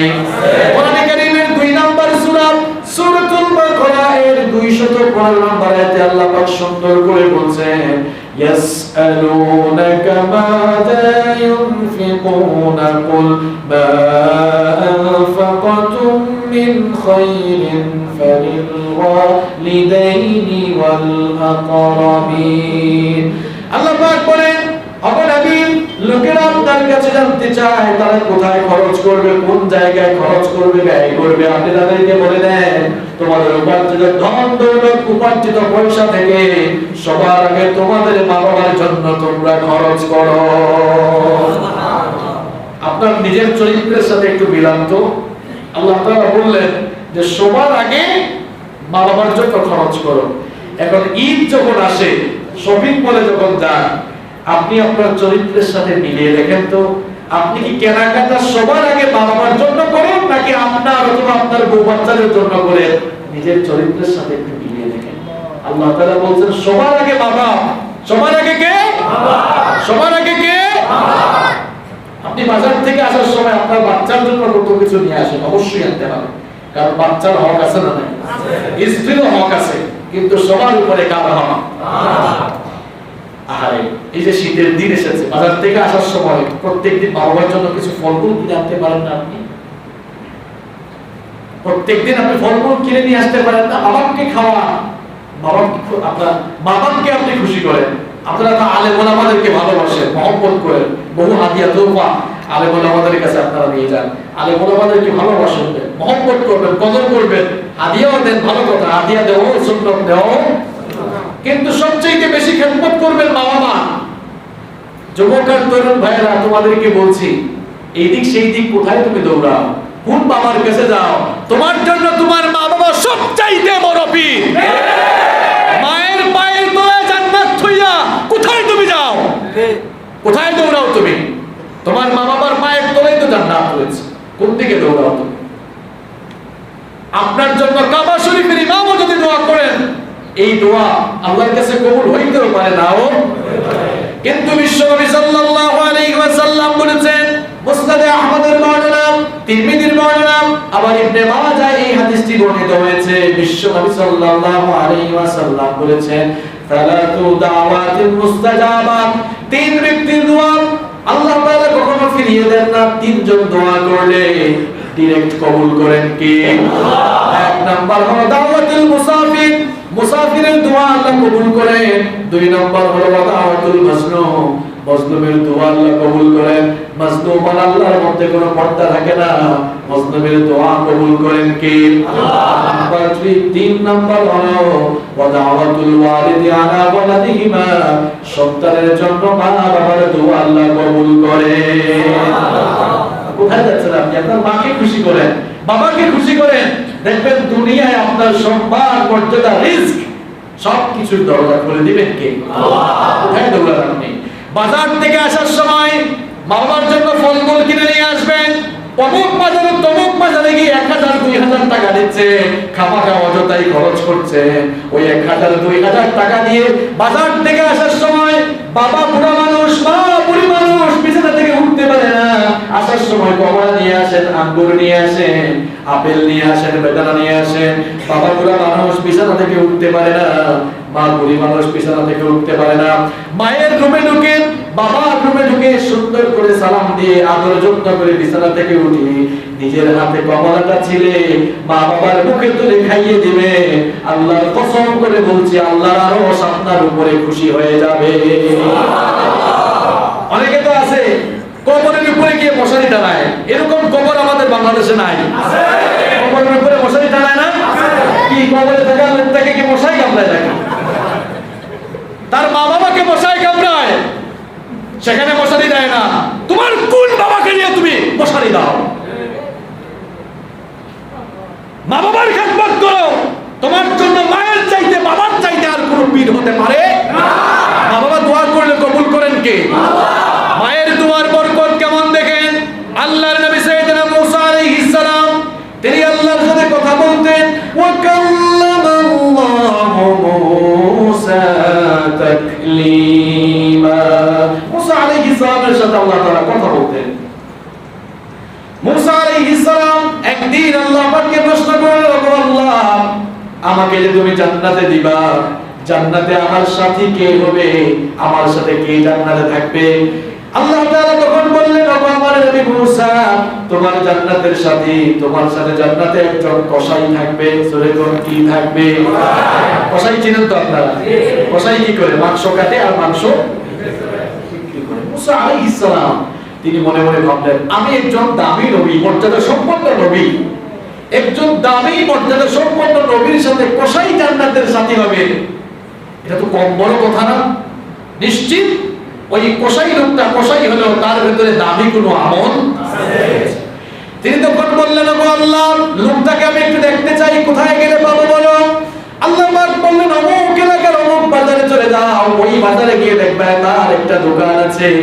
আল্লাহর দেওয়া নির্দেশনা মোতাবেক সাইয়েদনা মুসা আলাইহিস সালাম ওই বাজারে কসাইয়ের দোকানে গিয়ে হাজির হয়ে গেলেন। সকাল থেকে সন্ধ্যা পর্যন্ত কসাইয়ের দিকে নজরদারি চালালেন, লক্ষ্য করলেন দেখি তো কসাইয়ের ভিতরে ভালো কোনো আমল পাওয়া যায় কিনা। সকাল থেকে সন্ধ্যা পর্যন্ত নজরদারি চালিয়ে দেখলেন, সকাল থেকে সন্ধ্যা পর্যন্ত কসাই শুধু মাংস কাটে আর মাংস বিক্রি করে, উল্লেখযোগ্য কোনো আমল তার ভিতরে দেখলেন না। সন্ধ্যাবেলায় তিনি লক্ষ্য করলেন এক টুকরা মাংস কাপড়ের মধ্যে পেঁচিয়ে কিংবা কোনো ব্যাগের মধ্যে পেঁচিয়ে দোকান বন্ধ করে সে মনে হয় বাড়ির দিকে রওনা হয়েছে।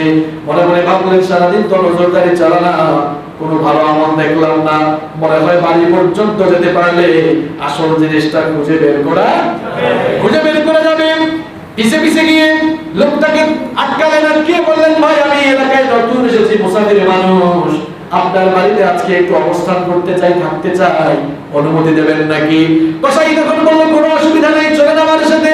সাইয়েদনা মুসা আলাইহিস সালাম কসাইয়ের সাথে এবার বাড়ি পর্যন্ত পৌঁছালেন। বাড়ি পৌঁছানোর পর লক্ষ্য করলেন কসাই একটা ঘরে ঢুকে জীর্ণশীর্ণ একজন মহিলা, বৃদ্ধা মহিলা, তাকে নিজের হাতে সুন্দর করে পরিষ্কার পরিচ্ছন্ন করালো, গোসল করালো। এরপরে রান্না করে গিয়ে ওই মাংসের টুকরাটাকে সুন্দর করে কেটে ঝোল দিয়ে রান্না করলো, পাশাপাশি রুটিও বানালো। এরপরে রুটি আর মাংসের মাংসের ঝোল নিয়ে ওই মহিলাকে এনে মুখে তুলে খাইয়ে দিল। মহিলাকে খাওয়ানোর পর মুসা আলাইহিস সালাম লক্ষ্য করলেন ওই মহিলা মুচকি মুচকি হাসে, কি যেন বিড়বিড়িয়ে বলল, আস্তে আস্তে বলল। আবার মহিলার ওই চুপি চুপি কথা শুনে, আস্তে আস্তে কথা শুনে ওই কসাই তখন হাসতে লাগলো। মুসা আলাইহিস সালাম কিছুই বুঝলেন না। মহিলাকে খাওয়ানোর পর কসাই যখন মুসা আলাইহিস সালামের কাছে আসলো, মুসা আলাইহিস সালামের কাছে খাবার নিয়ে আসলো। মুসা আলাইহিস সালাম বললেন, ততক্ষণ পর্যন্ত খাবো না যতক্ষণ না আমাকে বলো এই মহিলার সাথে তোমার কি সম্পর্ক, আর এই মহিলা বিড়বিড়িয়ে চুপি চুপি কি বলেছে এইটা না বললে কিন্তু খাবো না। কসাই তখন বলল, ওগো মেহমান, ওগো পথিক, মুসাফির, তোমাকে তো আমি চিনি না। এটা আমার একদিনের আমল নয়, এটা আমার প্রতিদিনের আমল। বাজার থেকে ফিরে আমি সবার আগে আমার মাকে গোসল করাই, আমার মাকে পরিষ্কার করে দেই। এই মহিলা আমার মা, ইনি অন্য কোনো মহিলা নয়। মুসা আলাইহিস সালাম বললেন, বুঝলাম তোমার মা, কিন্তু তুমি খাইয়ে দেওয়ার পর, খাওয়ানোর পর ওই মহিলা চুপি চুপি বিড়বিড়িয়ে তোমাকে কি বললো, আর তুমি বা হাসলে কেন? তখন কসাই বলল, ওগো মুসাফির, ওগো মেহমান, শোনো, প্রত্যেকদিন আমি যখন মাকে খাওয়াই, মা তখন চুপি চুপি আস্তে আস্তে একটা কথা বলে, ওগো আল্লাহ, আমার এই কসাই ছেলের প্রতি আমি সন্তুষ্ট, সুতরাং আমার এই কসাই ছেলের প্রতি তুমি সন্তুষ্ট হয়ে এই জামানার শ্রেষ্ঠ নবী মুসার সাথে তাকে জান্নাত নসিব করে দিও। মুসা আলাইহিস সালাম বললেন, ভালোই তো, দোয়াটা তো ভালো, তুমি হাসো কেন? আমি হাসি এই জন্য যে আমার মতো কসাই কি মুসা আলাইহিস সালামের মতো লোকের সাথে জান্নাতে থাকতে পারবে? মুসা আলাইহিস সালাম মনে মনে বললেন যে, কসাই, তুমি তো জানো না তোমার এই আমলের কারণে আল্লাহ তোমাকে কবুল করে আল্লাহ তাআলা মুসার সঙ্গেই তোমাকে জান্নাতের সাথী বানাবে। মায়ের দোয়ার অ্যাকশন আছে না নাই? অ্যাকশন আছে না নাই? খালি যে অমুক ওলি আর তমুক ওলির কাছে যান, আল্লাহর হক্কানি ওলি যারা, তাদেরকে আমরা কলিজা দিয়ে মহব্বত করি, তাদের জীবনের ভালো দিকগুলো গ্রহণ করার দরকার আছে না নাই? আপনারা ভুল বুঝবেন না, আমরা আল্লাহর হক্কানি ওলিদেরকে কলিজা দিয়ে মহব্বত করি, আর যারা পিরাকির বেশ ধরে ভণ্ডামি করে তাদের সাথে আমাদের কোনো সম্পর্ক নাই। বাইজিদ বুস্তামি রাহমাতুল্লাহি আলাইহি, নাম শুনেছেন তো আপনারা? আপনি চাইলে উত্তম আমল দিয়ে, আমলে সালেহ দিয়ে, নেক আমল দিয়ে আপনি আল্লাহর ওলি, আল্লাহর বন্ধুদের রূপান্তর হয়ে যেতে পারবেন।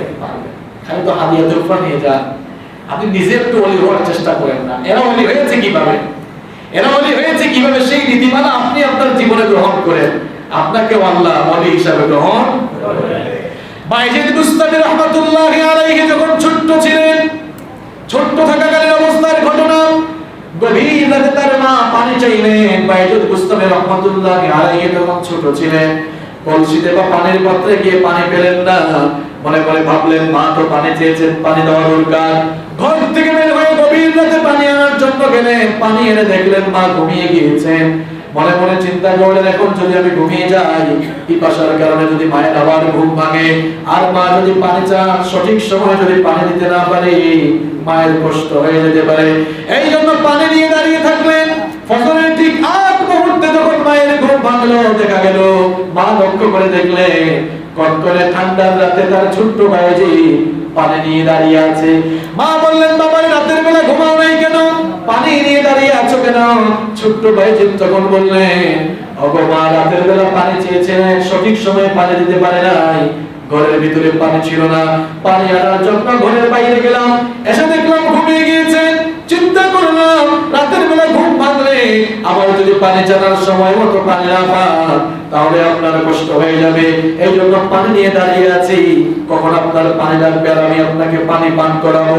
বাইজিদ বুস্তামির মা কথা শুনে কেঁদে ফেললেন, কথা শুনে কেঁদে ফেললেন। তারপরে ছোট্ট বাইজিদকে ঘুম পাড়িয়ে জায়নামাজে দাঁড়িয়ে সালাত আদায় করে আল্লাহর কাছে দোয়া করলেন, ওগো আল্লাহ, আমার ছোট্ট এই বাইজিদ আমার জন্য আজকে যা করলো, আমি মায়ের কলিজা, আমি মায়ের মনটা ভরে গিয়েছে, আমি তার প্রতি সন্তুষ্ট হয়ে গিয়েছি।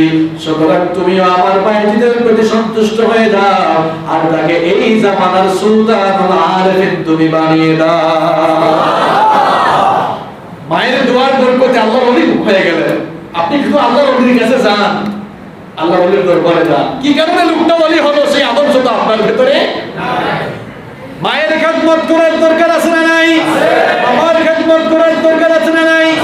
আমার ভাইরা মা বাবার পায়ে মায়ের কাছে বলে থাকেন, বাবার খেদমত করে, বাবা গোসল করার পর বাবার লুঙ্গিটা নিজে ধুয়ে দেন, বাবার কাপড় চোপড় ধুয়ে দেন, বাবার মাথা ব্যথা করে নিজে গিয়ে মাথাটা টিপে দেন, বাবার হাত পা টিপে দেন, মায়ের খেদমত করেন, মায়ের কাপড় চোপড় ধুয়ে দিবেন, মায়ের খেদমত করবেন, বাবার খেদমত করবেন, বাবার কি লাগে না লাগে সবসময় খোঁজ খবর রাখবেন, অসুস্থ হলে বাবাকে চিকিৎসা করাবেন, বাবাকে যদি খুশি করতে পারেন আল্লাহ আপনার উপরে খুশি হয়ে যাবে। বাবাকে খুশি করেন, বাবাকে খুশি আপনি যদি করতে পারেন দুনিয়ায় আপনার সম্মান আর মর্যাদা বাড়িয়ে দিবেন কে? শুধু মা বাপকে খুশি করে দেখেন, আল্লাহর কসম করে বলে গেলাম আজকের এই মাহফিলে, শুধু মা বাপকে খুশি করেন, এই দুনিয়ার সমস্ত মানুষ আপনার পিছে পিছে করবে। আল্লাহু আকবার। শুধু মা বাপকে খুশি করেন, শুধু মা বাপকে খুশি করেন, দুনিয়ার সব মানুষ আপনার পেছনে পড়বে। প্রিয় ভাইরা, এই মা বাবার দোয়া যেমন কবুল হয়, মা বাবার বদদুয়ারও পাওয়ার আছে না নাই?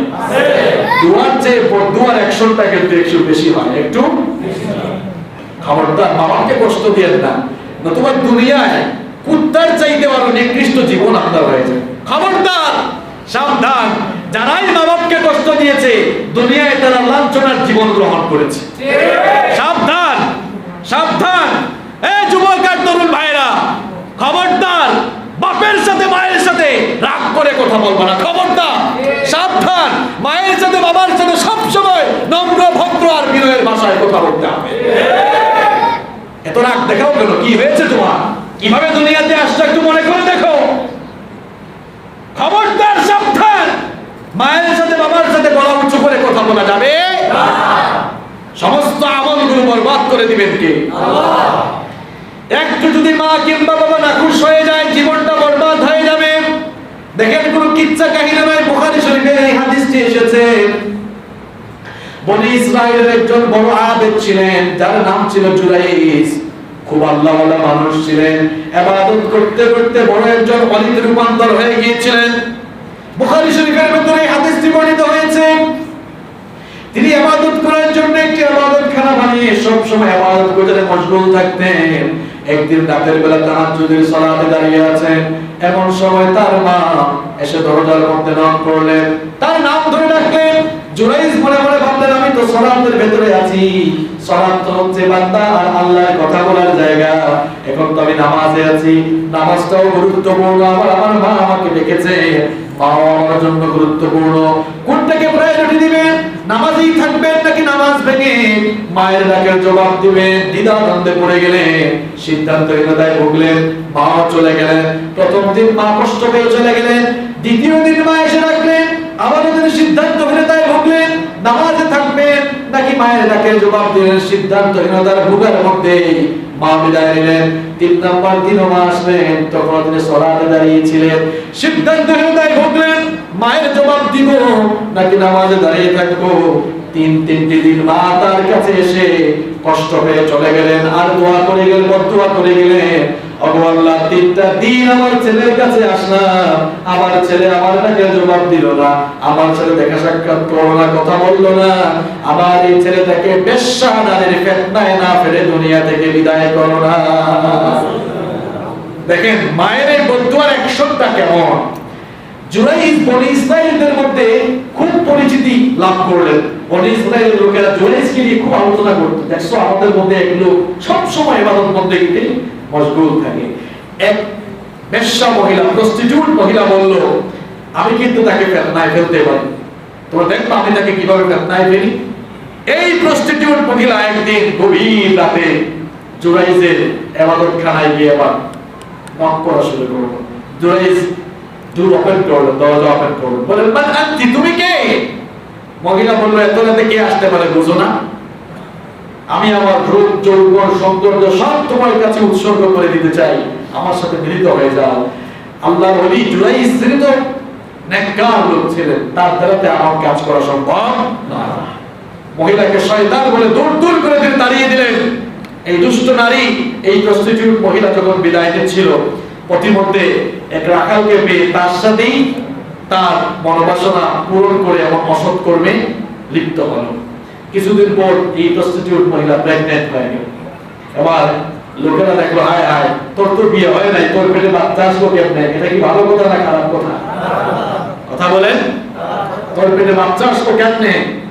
ওই বেশ্যা তখন বললো, এই যে তোমাদের আল্লাহর ওলি, এই কামটা কিন্তু সেই ঘটিয়েছে। লোকেরা এই কথা শুনেই জুরাইজের ইবাদতখানা গিয়ে ভেঙে ফেললো, জুরাইজকে কঠিন ভাবে মারধর শুরু করলো। জুরাইজকে যখন মারপিট করা হচ্ছিল, জুরাইজ বললেন, কি ব্যাপার, আমার ইবাদতখানায় ভেঙে দিয়েছো কেন, আর আমাকেই বা তোমরা মারছো কেন? লোকেরা তখন ঘটনা বললো যে তুমি তো ওই মহিলার সাথে আমার অসৎ কর্মে লিপ্ত হয়েছে। জুরাইজ তখন বললেন, আল্লাহর কসম, এমন কাজ আমার দ্বারা করা সম্ভব না, একটু থামো, আমাকে কথা বলতে দাও। জুরাইজ তখন সালাতে দাঁড়িয়ে গেলেন। সালাতে দাঁড়িয়ে সালাত শেষ করে দোয়া করে, আল্লাহ সারা জীবন তোমাকে সাজদা দিয়েছি, তোমার গোলামি করেছি, তুমি যদি সত্যিকারের এক এবং অদ্বিতীয় রব হয়ে থাকো, তাহলে আজকে যে ফিতনায় আমি পড়েছি, এই ফিতনা থেকে তুমি আমাকে রক্ষা করো। ইলহাম আসলো যে তুমি ওই মহিলার পেটে থাকা সন্তানকে লক্ষ্য করে বলো, আল্লাহর কুদরতে তুমি বলো, মান আবুকা, বলেন তো কথা বলার শক্তি দেন কে? আল্লাহ। আমার কথা বন্ধ করে দেওয়ার শক্তিও আল্লাহর আছে না নাই? আছে। এটা বেশি ফটর ফটর করা যাবে না, বেশি ফটর ফটর করা যাবে না। মুহূর্তের মধ্যে আপনার সব কিছুকে স্তব্ধ করে দিতে পারেন কে? আল্লাহ। সালাত শেষ করে তিনি বললেন, বলে ইসরায়েলের লোকেরা থামো, তোমরা থামো, আল্লাহর কারিশমা দেখো, এই কাজটি আমি করি নাই। এবার সেই প্রেগন্যান্ট মহিলা, বেশ্যা মহিলা পেটে থাকা সন্তানকে লক্ষ্য করে বললেন যে আল্লাহর হুকুমে, আল্লাহর কুদরতে তুমি বলো, মান আবুকা, তোমার বাবা কে? কে, কার কারণে তুমি এই মহিলার পেটে এসেছো? এবার আল্লাহর কুদরত সবাই লক্ষ্য করলো, পেটে থাকা ওই বাচ্চা জবাব দিল, ওই যে কুরার মধ্যে এক রাখাল দাঁড়িয়ে আছে, এই কারবারটা কিন্তু সেই করেছে। আল্লাহু আকবার। বনি ইসরায়েলের লোকেরা এই ঘটনার জন্য অনুতপ্ত হলো। তারা বললো যে জুলাইজ, চিন্তা করো না, তোমার এই ইবাদতখানা আমরা আবার স্বর্ণ দিয়ে বানিয়ে দেব। জুলাইজ বললেন, স্বর্ণ দিয়ে বানানো লাগবে না, আগের মতো বানিয়ে দিলে চলবে। আর মনে মনে চিন্তা করলেন যে এই ফিতনায় তো আমি এমনি এমনি পড়ি নাই, মাকে কষ্ট দিয়েছি, মাকে কষ্ট দেওয়ার কারণেই এই ফিতনার মধ্যে পড়তে হয়েছে। প্রিয় ভাইয়েরা, 5 ওয়াক্ত নামাজ পড়েন, হজ করেছেন, ওমরা করেছেন, যাকাত দেন, এত নেক আমল করার পরেও যদি মাকে কষ্ট দিয়ে ফেলেন, বাবাকে কষ্ট দিয়ে ফেলেন, জীবনের সমস্ত আমলগুলোকে বরবাদ করে দিবেন কে? আল্লাহ। বরবাদ করে দিবেন কে? আল্লাহ। খবরদার, সাবধান, মায়ের সাথে বাবার সাথে বেয়াদবি করা যাবে না। মা বাবার সঙ্গে বেয়াদবি করলে, মা বাবার সঙ্গে আপনি যদি খারাপ ব্যবহার করেন, আপনার উপরে নাখুশ হয়ে যাবেন কে? আল্লাহ। মা বাবা কত দামি নিয়ামতের নাম দেখেন। নাসাই এবং ইবনে মাজাহ হাদিস দিয়েছে, একজন সাহাবী এসে বললেন, ওগো আল্লাহর রাসূল, আরাদতু আন আযু, আমি আপনার সাথে জিহাদে যেতে চাই, আপনার সাথে জিহাদ করতে চাই। বিশ্বনবী সাল্লাল্লাহু আলাইহি ওয়াসাল্লাম বললেন, হাল্লাকা মিন উম্মিন, তোমার কি মা আছে নাকি? সাহাবী তখন বললেন, আমার তো মা আছে। বিশ্বনবী বললেন, যদি তোমার ঘরে মা থাকে, আমার সাথে জিহাদে যাওয়া লাগবে না, ঘরে ফিরে যাও, বাড়িতে ফিরে যাও, গিয়ে মায়ের খেদমত করো, কারণ ওটাই তোমার জন্য বড় জিহাদ। আল্লাহর রাস্তায় জিহাদের চাইতো মা বাবার খেদমতকে ফজিলত পূর্ণ করা হয়েছে। কি মনে করেন আপনি বাবা এবং মাকে? এজন্য প্রিয় ভাইয়েরা, খবরদার, মাকে বাবাকে কখনো কষ্ট দেওয়া যাবে না। ফালা তাকুল্লাহুমা উফ, মা বাবার আচরণে বিরক্ত হয়ে উফ বা উফ শব্দ পর্যন্ত বলো না। ওয়ালা তানহারহুমা, ঝিরকি দিয়ে কথা বলো না, গলা উঁচু করে কথা বলো না, রাগ করে কথা বলো না। ওয়া কুল্লাহুমা কাওলান কারীমা, সম্মানজনক ভাষায়, নম্রভাবে, ভদ্রভাবে, বিনয়ের ভাষায় মা বাবার সাথে কথা বলো। প্রিয় ভাইরা, বাপের সাথে অনেকে বেয়াদবি করেছে। আজকের মাহফিল শেষে একটু বাসায় গিয়ে মা বাবার পায়ে ধরবেন যে অনেক কিছু করেছি, মাফ করে দেন।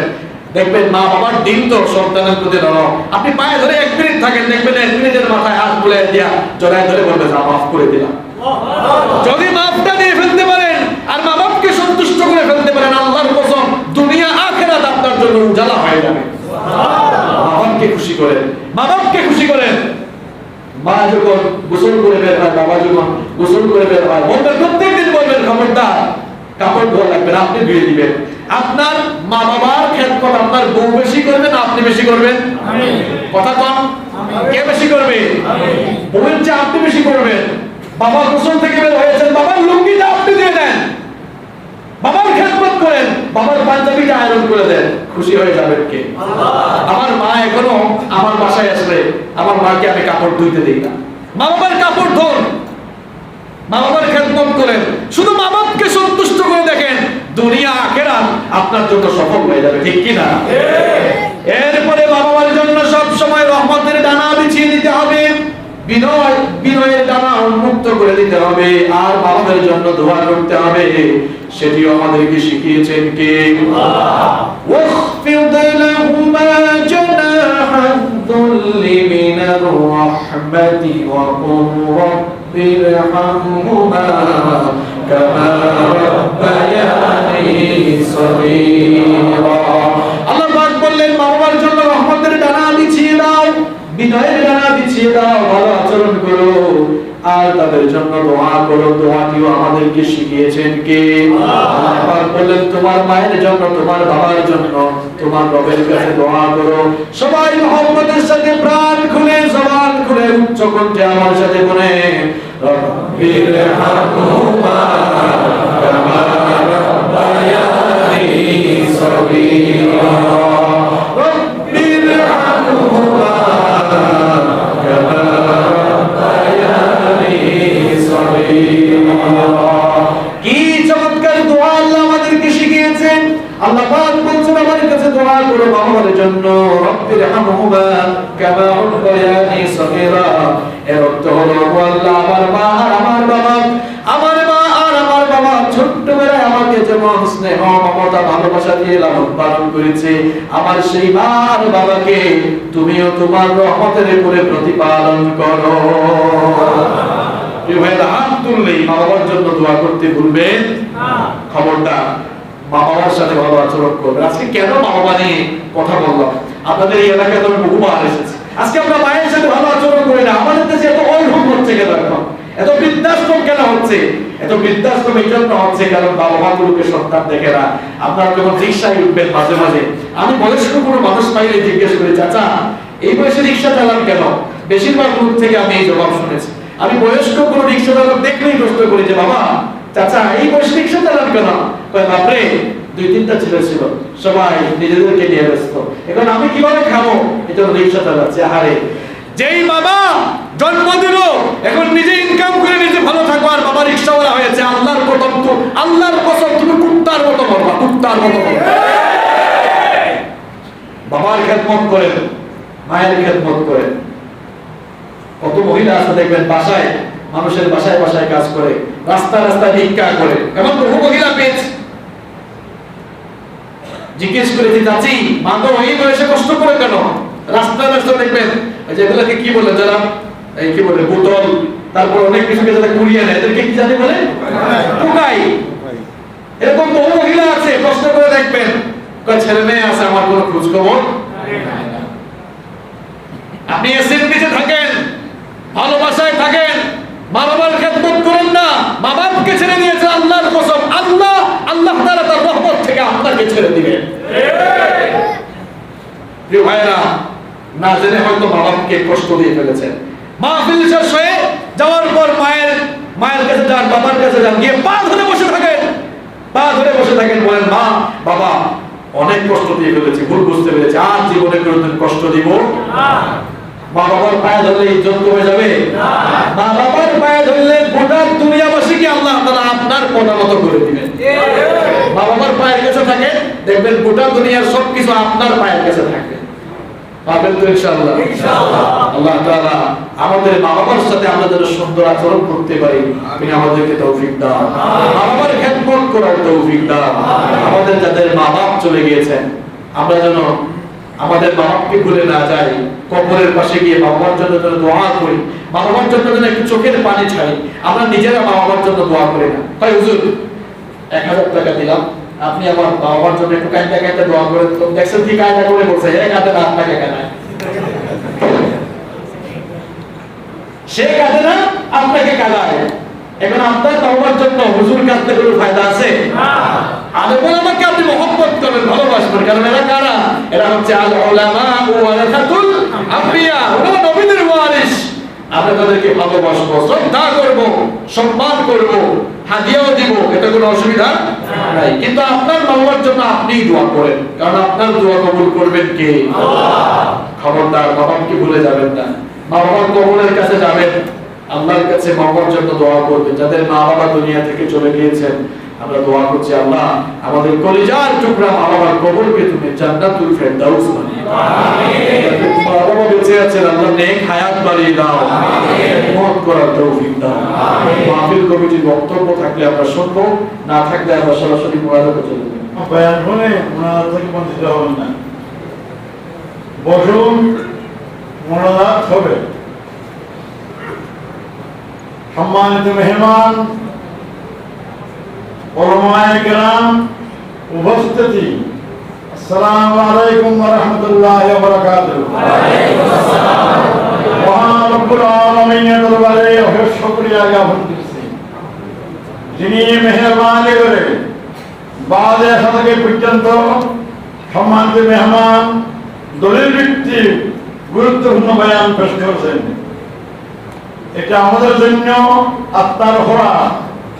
এখানে তিনি যে আয়াতগুলো তেলাওয়াত করেছেন, তার ব্যাখ্যা বিশ্লেষণ করেছেন, এগুলি মেরাজে অবতীর্ণ হয়েছে। কোথায়? মেরাজে। আল্লাহর সঙ্গে শিরিক করা যাবে না। শিরিক জঘন্য পাপ, মহাপাপ। এরপরে এবার বন্দীতে মতো রাখা এর ভরেই আল্লাহ পাকের আয়াত বাণী মতে আমাদের সম্মানের পাত্র আমাদের আম্মা আব্বা, এবং কোন কারো হাতে দোয়া চাওয়ার আগে দোয়া চাইতে পারি কবুল হবে কিনা সন্দেহ আছে। কিন্তু আম্মা এমন এক ব্যক্তিত্ব আমাদের জন্য, যিনি আল্লাহর দরবারে ছেলের জন্য ফরিয়াদ করেন, সঙ্গে সঙ্গে আল্লাহ তাআলা এই দোয়া কবুল করে ফেলেন। ওনার বয়ানের সারাংশ তো আমি আশা করেছিলাম 10টা বয়ান করে ওনাকে বলেছিল আমি, যাক আলহামদুলিল্লাহ। তো মুসল্লি ভাইয়েরা, মসজিদ হওয়ার কারণে স্টেজ নাই, মঞ্চ নেই, আমার ইমাম সাহেব সম্মানিত ওলামায়ে কেরাম সম্মানিত ভাই নেই, আপনারা মাফ করে দেবেন। আমাদের ছেলেরা খুব ছোট, এই অল্পকে ধরনের মাহফিল আয়োজন করেছেন, তাদেরকে করেছিল মসজিদ হওয়ার কারণে আপনার ঠিকভাবে করতে পারেন নাই, সুযোগ হয় নাই। এই মাহফিল যদি বাইরে হয়তো বিশাল আপনার সম্মাননীয় হয়ে যেত। আপনার দোয়া হয় ইনশাআল্লাহ। আমার বাবা মাওলানা হাসিবুর রহমান সাহেব আমার প্রিয় সন্তানের মতো প্রায় সময় যোগাযোগ করে, আল্লাহ তৌফিক সময় সুযোগ করে তাই ইনশাআল্লাহ মাঠে বয়ান হবে। সুযোগ করে দিও। কাছে ফরিয়াদ করব, আমরা আমাদের নিজেদের গুনাহের জন্য আল্লাহর কাছে ইস্তিগফার করব, আমাদের মা বাবার জন্য, পাড়া প্রতিবেশী আত্মীয় স্বজনের জন্য দোয়া করব, এলাকাবাসীর জন্য দোয়া করব, যারা দুনিয়া থেকে চলে গিয়েছেন তাদের জন্য দোয়া করব, আমাদের প্রাণ প্রিয় মাতৃভূমি সোনার বাংলাদেশের জন্য দোয়া করব। সকল প্রকার বালা মুসিবত রোগ বালাই মহামারী থেকে আল্লাহ যেন আমাদেরকে হেফাজত করেন, এজন্য দোয়া করব। আসলে একটু ইস্তিগফার করি। আস্তাগফিরুল্লাহ আস্তাগফিরুল্লাহ ইন্নাল্লাহা গফুরুর রহিম। আস্তাগফিরুল্লাহাল্লাযী লা ইলাহা ইল্লা হুয়াল হাইয়ুল কাইয়্যুম ওয়া আতুবু ইলাইহি لا حول ولا قوة إلا بالله العلي العظيم. أشهد أن لا إله إلا الله وحده لا شريك له وأشهد أن محمدا عبده ورسوله. لا إله إلا الله محمد رسول الله صلى الله عليه وسلم. اللهم آمين.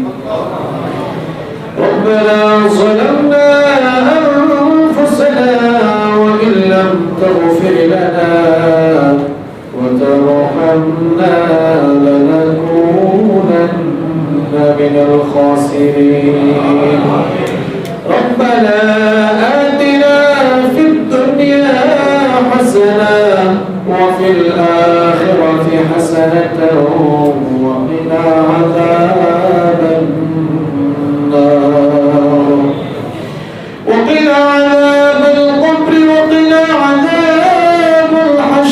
وقنا عذاب السكرة الموت وقنا عذاب يوم القيامة ربنا اصرف عنا عذاب جهنم إن عذابها كان غراما ربنا لا تزغ قلوبنا بعد إذ هديتنا وهب لنا من لدنك رحمة إنك أنت الوهاب ربنا إنك جامع الناس ليوم لا ريب فيه إن الله لا يخلف الميعاد ربنا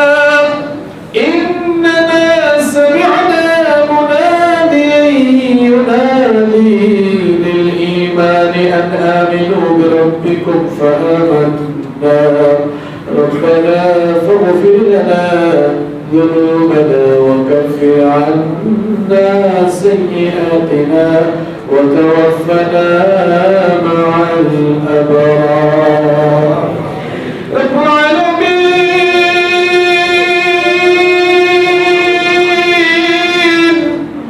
শ্রদ্ধা থেকে এই পর্যন্ত তোমার কোরআন পাগল বান্দারা তোমার কোরআন থেকে আলোচনা শুনে হাদিসে নববী থেকে আলোচনা শুনে তোমার কাছে তীরের মতো গোলামের মতো মাথাটা নত করে দিয়ে ভিক্ষুকের মতো দোকানে হাত তুলেছি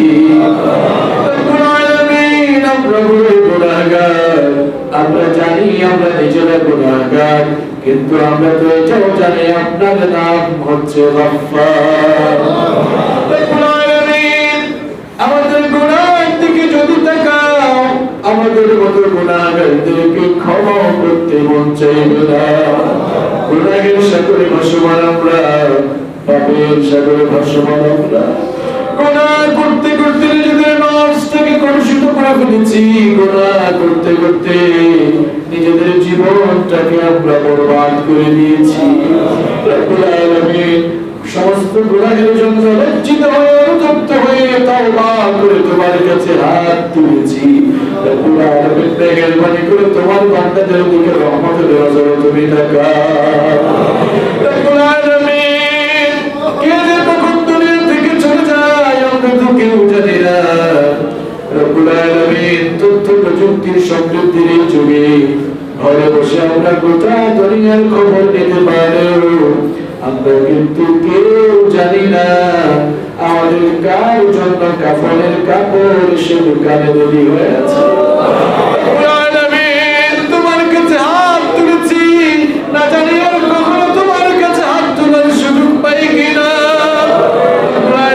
এমন তো হতে পারে আজকের এই মোনাজাত আমাদের কারো কারো জন্য জীবনের শেষ মোনাজাত হয়ে যেতে পারে আর হয়তো কোনোদিন হাত তোলার সুযোগ না পেতে পারি রব্বুল আলামিন তুমি যদি আমাদেরকে ক্ষমা না করো তুমি যদি আমাদেরকে মাফ না করো এমন গুনাহগার অবস্থায় যদি কবরে যায় কবরে গিয়ে জাহান্নাম ছাড়া আর কিছুই নসিব হবে না মাবুদ গো তুমি আমাদেরকে মাটি দিয়ে সৃষ্টি করেছো মাটির তৈরি শরীর নিয়ে আগুনের তৈরি জাহান্নামে ঢুকতে পারবে না কি ভয়ানক সে আগুন দুনিয়ার আগুনের চাইতে আরো 69 ভাগ বেশি দহন শক্তি সম্পন্ন রব্বুল আলামিন এমন আগুনে আমরা ঢুকতে পারবো না রব্বুল আলামিন সেজন্য ভিক্ষুকের মতো তোমার কাছে ফরিয়াদ করছি জাহান্নামের আগুন থেকে আমরা বাঁচতে চাই রব্বুল আলামিন নাফরমান গুনাহগার হয়ে কবরে গিয়ে আমরা শাস্তি পেতে চাই না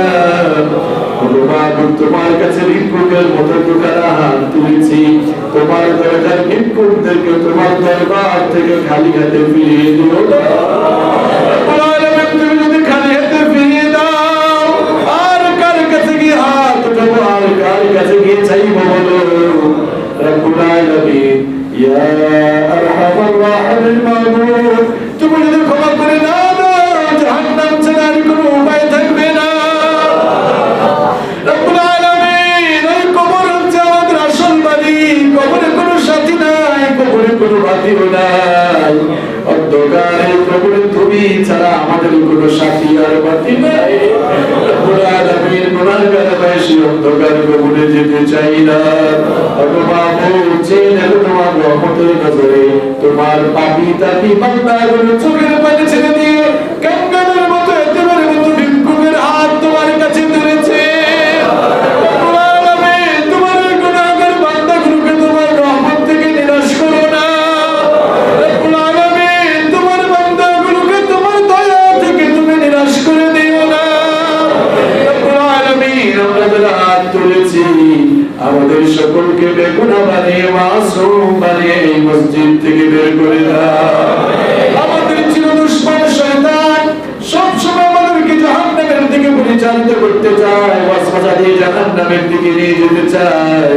রব্বুল আলামিন, শয়তানের ওয়াসওয়াসা থেকে তুমি ছাড়া আর কেউ বাধা দিতে পারবে না।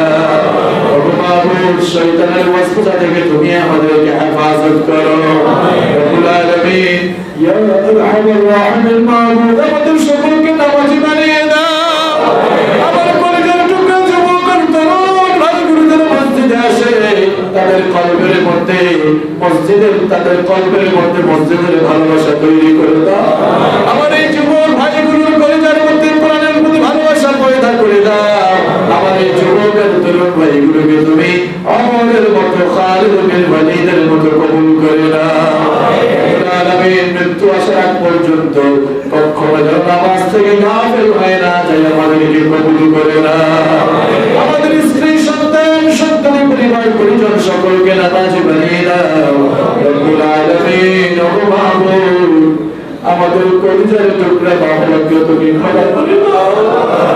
রব্বুল আলামিন, আমরা যদি আমাদের শরীরের চামড়া দিয়ে বাবার জন্য স্যান্ডেল ফিতা বানিয়ে দেই, ছোট্টবেলায় মায়ের যে বুকের দুধ চুষে চুষে খেয়ে বড় হয়েছি, এক ফোঁটা দুধের আদায় করা সম্ভব হবে না।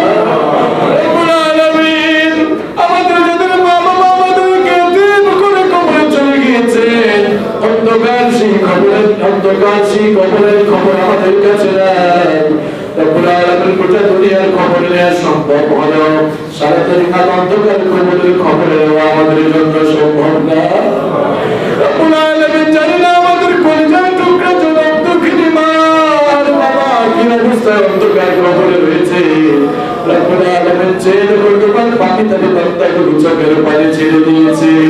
রব্বুল আলামিন, আমাদের চোখের পানি দিয়ে আমাদের মা বাপ যারা কবরে রয়েছেন তাদের কবরে জাহান্নামের আগুন তুমি চিরতরে নিভিয়ে দাও। আমাদের কলিজার টুকরা মা বাবার কবরকে জান্নাতুল ফেরদাউস বানিয়ে দাও। আমাদের যাদের মা আর বাবা বেঁচে আছেন নেক হায়াত বাড়িয়ে দাও। আমরা যেন আমাদের মা বাবার খিদমত করতে পারি, আমাদেরকে তৌফিক দাও। রব্বুল আলামিন, মা বাবাকে অনেক কষ্ট দিয়েছি, অনেক আঘাত দিয়ে ফেলেছি, না জেনে না বুঝে আজকের মাহফিলে আমরা তওবা করছি, তুমি আমাদেরকে মাফ করে দাও। আমাদের যাদের মা বাবা দূর আমাদেরকে ছেড়ে চলে গিয়েছেন তাদেরকে মাফ করে দাও। রব্বুল আলামিন, আমাদের মা বাবার অন্তরে আমাদের প্রতি ভালোবাসা পয়দা করে দাও। আমাদের অন্তরে আমাদের মা বাবার প্রতি ভালোবাসা পয়দা করে দাও। আমাদের মা বাবার খেদমত বেশি বেশি করে করার তৌফিক দান করে দাও। আমাদের যাদের মা বাবা বেঁচে আছেন নেক হায়াত বাড়িয়ে দাও। আল্লাহুম্মা গফিরলি ওয়া লিওয়ালিদাইয়া ওয়া কুল রাব্বির হামহুমা। রব্বুল আলামিন, ইয়া আরহামার রাহিমিন মাবুদ, আমরা আমাদের মা বাবার জন্য দোয়া করছি, একটু রহমতের নজরে তাকাও। আমার ভাইরা চোখের পানি ছেড়ে দিয়ে মা বাবার জন্য দোয়া করেন, পড়ে আমার সাথে রাব্বির হামহুমা কামা রাব্বায়ানি সগীরা। রাব্বির হামহুমা কামা রাব্বায়ানি সগীরা। রব্বুল আলামিন, আমাদের পাড়া প্রতিবেশী আত্মীয় স্বজন যারা কবরে চলে গেছেন মাফ করে দাও। রব্বুল আলামিন, বিশেষ করে রব্বুল আলামিন, আমাদের প্রাণ প্রিয় একজন মুফাসসির রব্বুল আলামিন, যিনি আমাকে অত্যন্ত স্নেহ করতেন, ভালোবাসতেন। রব্বুল আলামিন, আমাকে পেলেন ছোট ভাইয়ের মতো আদর করে বুকে টেনে নিতেন, জড়িয়ে ধরতেন। রব্বুল আলামিন, আর কি বলছে তার সাথে দেখুন।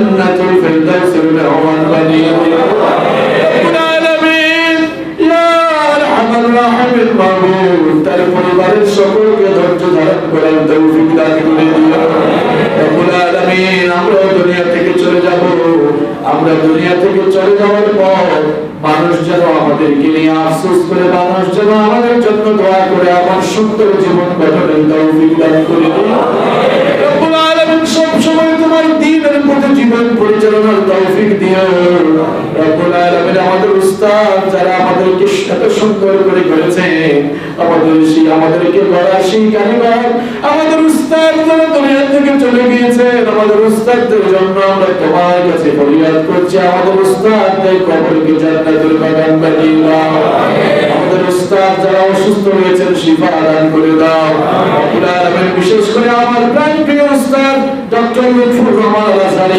অসুস্থ হয়েছেন রব্বুল আলামিন আমার প্রিয় উস্তাদকে তুমি শিফা দান করে দাও রব্বুল আলামিন ইয়া আরহামার রাহিমিন মাবুদ আমাদের মধ্যে আর যারা অসুস্থ আছে তাদেরকে তুমি শিফা দান করে দাও রব্বুল আলামিন আজকের এই মাহফিল থেকে তুমি কবুল করে নাও আজকের এই মাহফিল বাস্তবায়নের জন্য আমার প্রিয় যুবক তরুণ ভাইরা অনেক কষ্ট করেছে মেহনত করেছে শ্রম দিয়েছে রব্বুল আলামিন মেহেরবানি করে তাদের কষ্ট আর শ্রমকে তুমি কবুল করে নাও এই মাহফিল বাস্তবায়নের জন্য যারাই যেভাবে সহযোগিতা করেছেন কাল কিয়ামতের কঠিন বিভীষিকাময় দিনে এই মাহফিলকে আমাদের সকলের জন্য নাজাতের ওয়াসিলা বানিয়ে দিও রব্বুল আলামিন ইয়া আরহামার রাহিমিন মাবুদ আজকের মাহফিলের সম্মানিত সভাপতি আমার অত্যন্ত শ্রদ্ধেয় মানুষ যাকে আমি বাবার মতো সম্মান করে থাকি অত্র মসজিদের প্রতি রব্বুল আলামিন মাওলানা মুহাম্মদ রিয়াজ সাহেবকে তুমি কবুল করে নাও রব্বুল আলামিন তার নেক হায়াত তুমি বাড়িয়ে দাও যতদিন বেঁচে থাকবে ততদিন ধরে তোমার দ্বীনের একনিষ্ঠ খাদেম হয়ে দ্বীনের খেদমত আঞ্জাম দিতে পারেন তোমার বান্দাকে সেই তৌফিক দান করে দাও রব্বুল আলামিন আমার জানে ভাবে নাম না জানা অনেক ওলামারা এখানে বসে আছে রব্বুল আলামিন ওনারা হচ্ছেন আমাদের মাতার তাজ এই জাতির শ্রেষ্ঠ সন্তান রব্বুল আলামিন আমার ডানে বামে বসা সমস্ত উলামা হযরতদের নেক হায়াত দারাজ করে দাও রব্বুল আলামিন তাদের ইজ্জত আর সম্মান আর বৃদ্ধি করে দাও রব্বুল আলামিন তাদের ইলম আর আমলগত যোগ্যতা আরো বাড়িয়ে দাও রব্বুল আলামিন আমরা যারা তোমার পবিত্র ঘর বাইতুল্লাহ এবং আমাদের প্রাণ প্রিয় হাবিবের রওজা প্রাণ প্রিয় হাবিবের বাগদারা জিয়ারত করতে পারি না মৃত্যুর পূর্বে অন্তকে একটি বারের জন্য হলো তোমার ঘর বাইতুল্লাহ এবং তোমার হাবিবের রওজা শরীফ আমাদেরকে জিয়ারত নসিব করে দিও আমরা যারা গিয়ে এসেছি বারবার যাওয়ার সুযোগ দান করে দিও রব্বুল আলামিন আমার এই দেশের যত আলেম ওলামা পীর মাশায়েখগণ দ্বীনের খেদমত করে দুনিয়া থেকে বিদায় নিয়েছে রব্বুল আলামিন সকলকে তুমি জান্নাতের উচ্চ মাকাম দান করো রব্বুল আলামিন আমার দেশের পুলিশ র্যাব বিজিবি আর্মি সেনাবাহিনী নৌবাহিনী বিমান বাহিনী গোয়েন্দা সংস্থা প্রশাসনিক সেক্টরে যারাই দায়িত্ব পালন করছে সকলকে তুমি ইসলামের জন্য কবুল করে নাও যে সকল মিডিয়ার ভাইরা ইসলামের সংস্কৃতিকে তুলে ধরার জন্য নিরলসভাবে কাজ করে আমার মিডিয়ার কর্মী ভাইদেরকে তুমি কবুল করে নাও রব্বুল আলামিন তাদের নেক হায়াত বাড়িয়ে দাও রাতের বেলা তাদের রাস্তা চলাচলকে তুমি হেফাজত করে দাও রাতের বেলা রাস্তা তাদের জন্য তুমি নিরাপদ করে দাও এই জমিনে বাংলাদেশে কতগুলো দাঈরা কোরআনের খেদমত করছে রব্বুল আলামিন সকলের খেদমতকে তুমি কবুল করে নাও রব্বুল আলামিন সকলকে তুমি তোমার পবিত্র চাদরে দিয়ে হেফাজত রাখো ঢেকে রাখো রব্বুল আলামিন এই দেশের আলেম ওলামাদেরকে তুমি একেবারে নেক বানিয়ে দাও রব্বুল আলামিন সমস্ত ফিতনা ফাসাদ থেকে আমাদেরকে বিরত থাকার তৌফিক দাও রব্বুল আলামিন হিংসা নিন্দা থেকে দূরে থাকার তৌফিক দাও যারা ঋণগ্রস্ত পরিশোধ করার তৌফিক দাও যারা অভাবগ্রস্ত অভাব তুমি দূর করে দাও যারা ব্যবসা বাণিজ্য করছেন ব্যবসা বাণিজ্যের মধ্যে বারাকা দান করে দাও রব্বুল আলামিন যারা অভাবী অসহায় আছেন সকল অভাব অনটন দূর করে দাও নিঃসন্তান যত ভাইয়েরা রয়েছেন নিঃসন্তান যত বোনেরা রয়েছে আমার নিঃসন্তান ভাই বোনদেরকে সন্তান নামক নিয়ামত তুমি দান করে দাও আমার মা বোনরাও হয়তো আমাদের সাথে হাত তুলেছে রব্বুল আলামিন আমার মা বোনদেরকে তুমি কবুল করে নাও আমার মা বোনদের জীবনের গুনাহগুলো মাফ করে দাও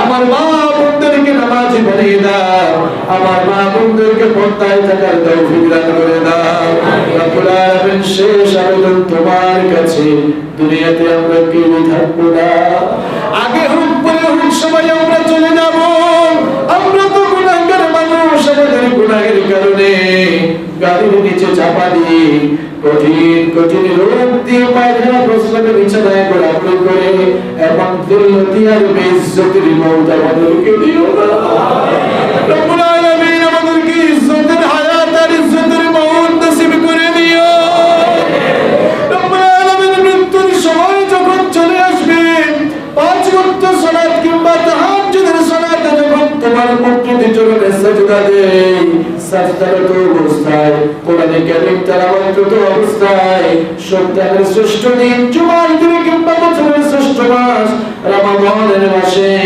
এরকম পবিত্র দিন আর পবিত্র সময়ে তাও যদি নসিব না হয় তোমার হাবিব বিশ্ব নবী মুহাম্মদুর রাসূলুল্লাহ সাল্লাল্লাহু আলাইহি ওয়াসাল্লাম এবং তার সাহাবীরা হাত তুলে আহাজারি করে করে তোমার কাছে মওতের জন্য ফরিয়াদ করতেন সেই সব চাইতে শ্রেষ্ঠ মর্যাদা সম্পন্ন মওত শাহাদাতের মওত আমাদেরকে নসিব করে দিও মৃত্যুর সময় আমাদেরকে পবিত্র বানিয়ে আমাদের জবান থেকে তুমি বের করে দিও